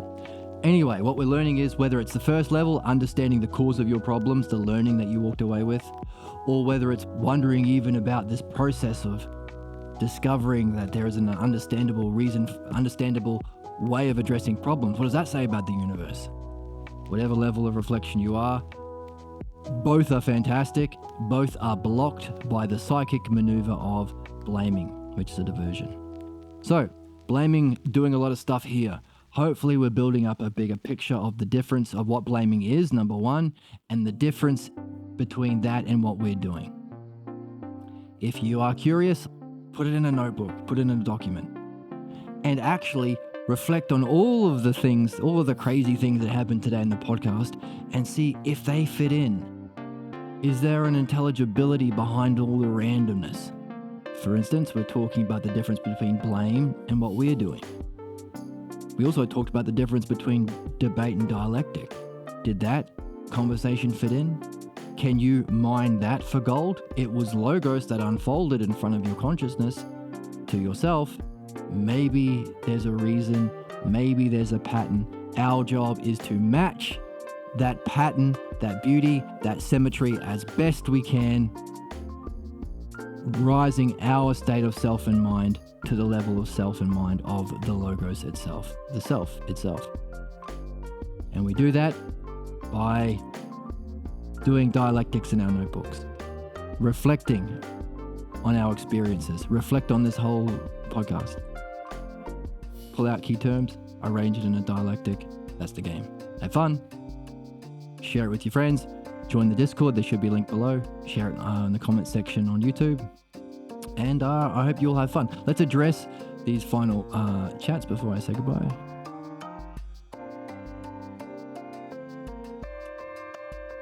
I just asked why. Why is a fantastic question. This stream hit too many feels today. Thanks, dude. Oh, wow. That's fantastic. Thanks. It's nice to hear. Felt like I should have something wrong with me all the time because of what happened. I'm so happy and I feel liberated every day. Yes. This is a different idea of perfection. Perfection isn't some flawless, non-physical ideal that can never exist. Like Jesus, you could never be like, who never sinned a day in his life. All this nonsense. No. Perfection is recognizing that you are exactly the way you should be, given all of the forces on you up until this point. What's fascinating is we can see for ourselves that the reason we are born into this life and at this time is that even in this lifetime, your pathologos gives you enough material to address all of the things that have happened over all of your incarnations. In other words, you can complete your job in this round because that's how profoundly understandable, knowable, and beneficial the Logos is. So our problems are not excuses to torture each other. Our problems are the most fantastic gifts that if we learn to, number one, stop with this blame, right or wrong, baby brain nonsense, replace it with curiosity, wonder, questions, and dialectic, all good stuff, always good stuff, whether it's a mistake or an insight, either way, same thing. To play the game we're here to play. To become mature, rational, and join the human race.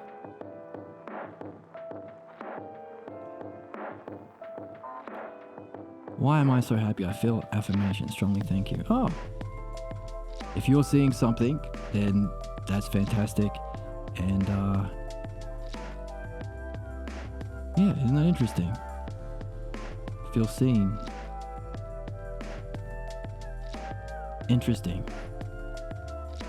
So whatever it was that you are resonating with is something that you recognize somehow intuitively as, no, let me ask you, the understanding that you've come to, does it seem true? Is there a beauty to the reasoning? Is there a logical necessity to the reasoning? Are these aspects that made it seem true or believable at least? These are questions we can have. Because one of the things about the dialectic is we practice these dialectics on things we don't know. You don't know what the pathologos is yet. The point is we play as best we can, and if we get close to the mark, suddenly it'll show up. The light will go on. You go, oh, there it is. It was there the whole time. And if I can see it, I must have somehow known it. So now we can have all these other questions to do with learning and remembering and the role of the logos to prime ourselves for it. The importance of creating an atmosphere and the preconditions of a supportive state of mind, a supportive, caring place, to encourage this reflection, to create the best conditions for reflection, and then reflection on our reflection. What does it mean if we can recognize truth in this kind of a way? What would it mean to live a life without this psychic parasite telling me I'm wrong for this or that? That's a parasite because it takes psychic attention, energy, away from simply focusing on whatever it is you're doing. Ideally, the thing you want to be doing maybe is this.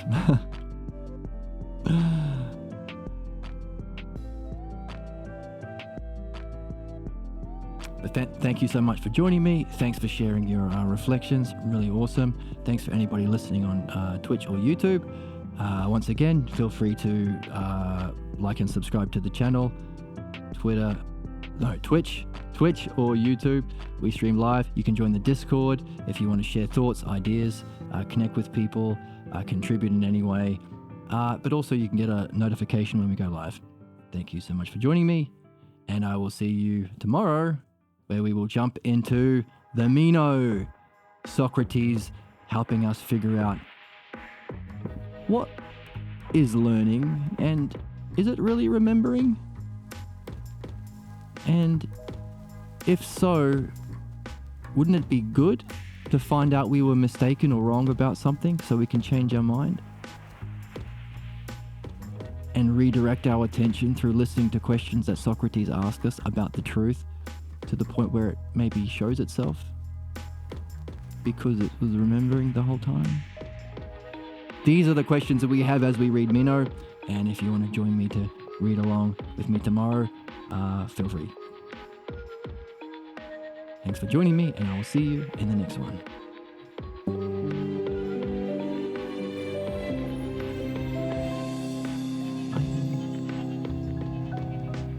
What?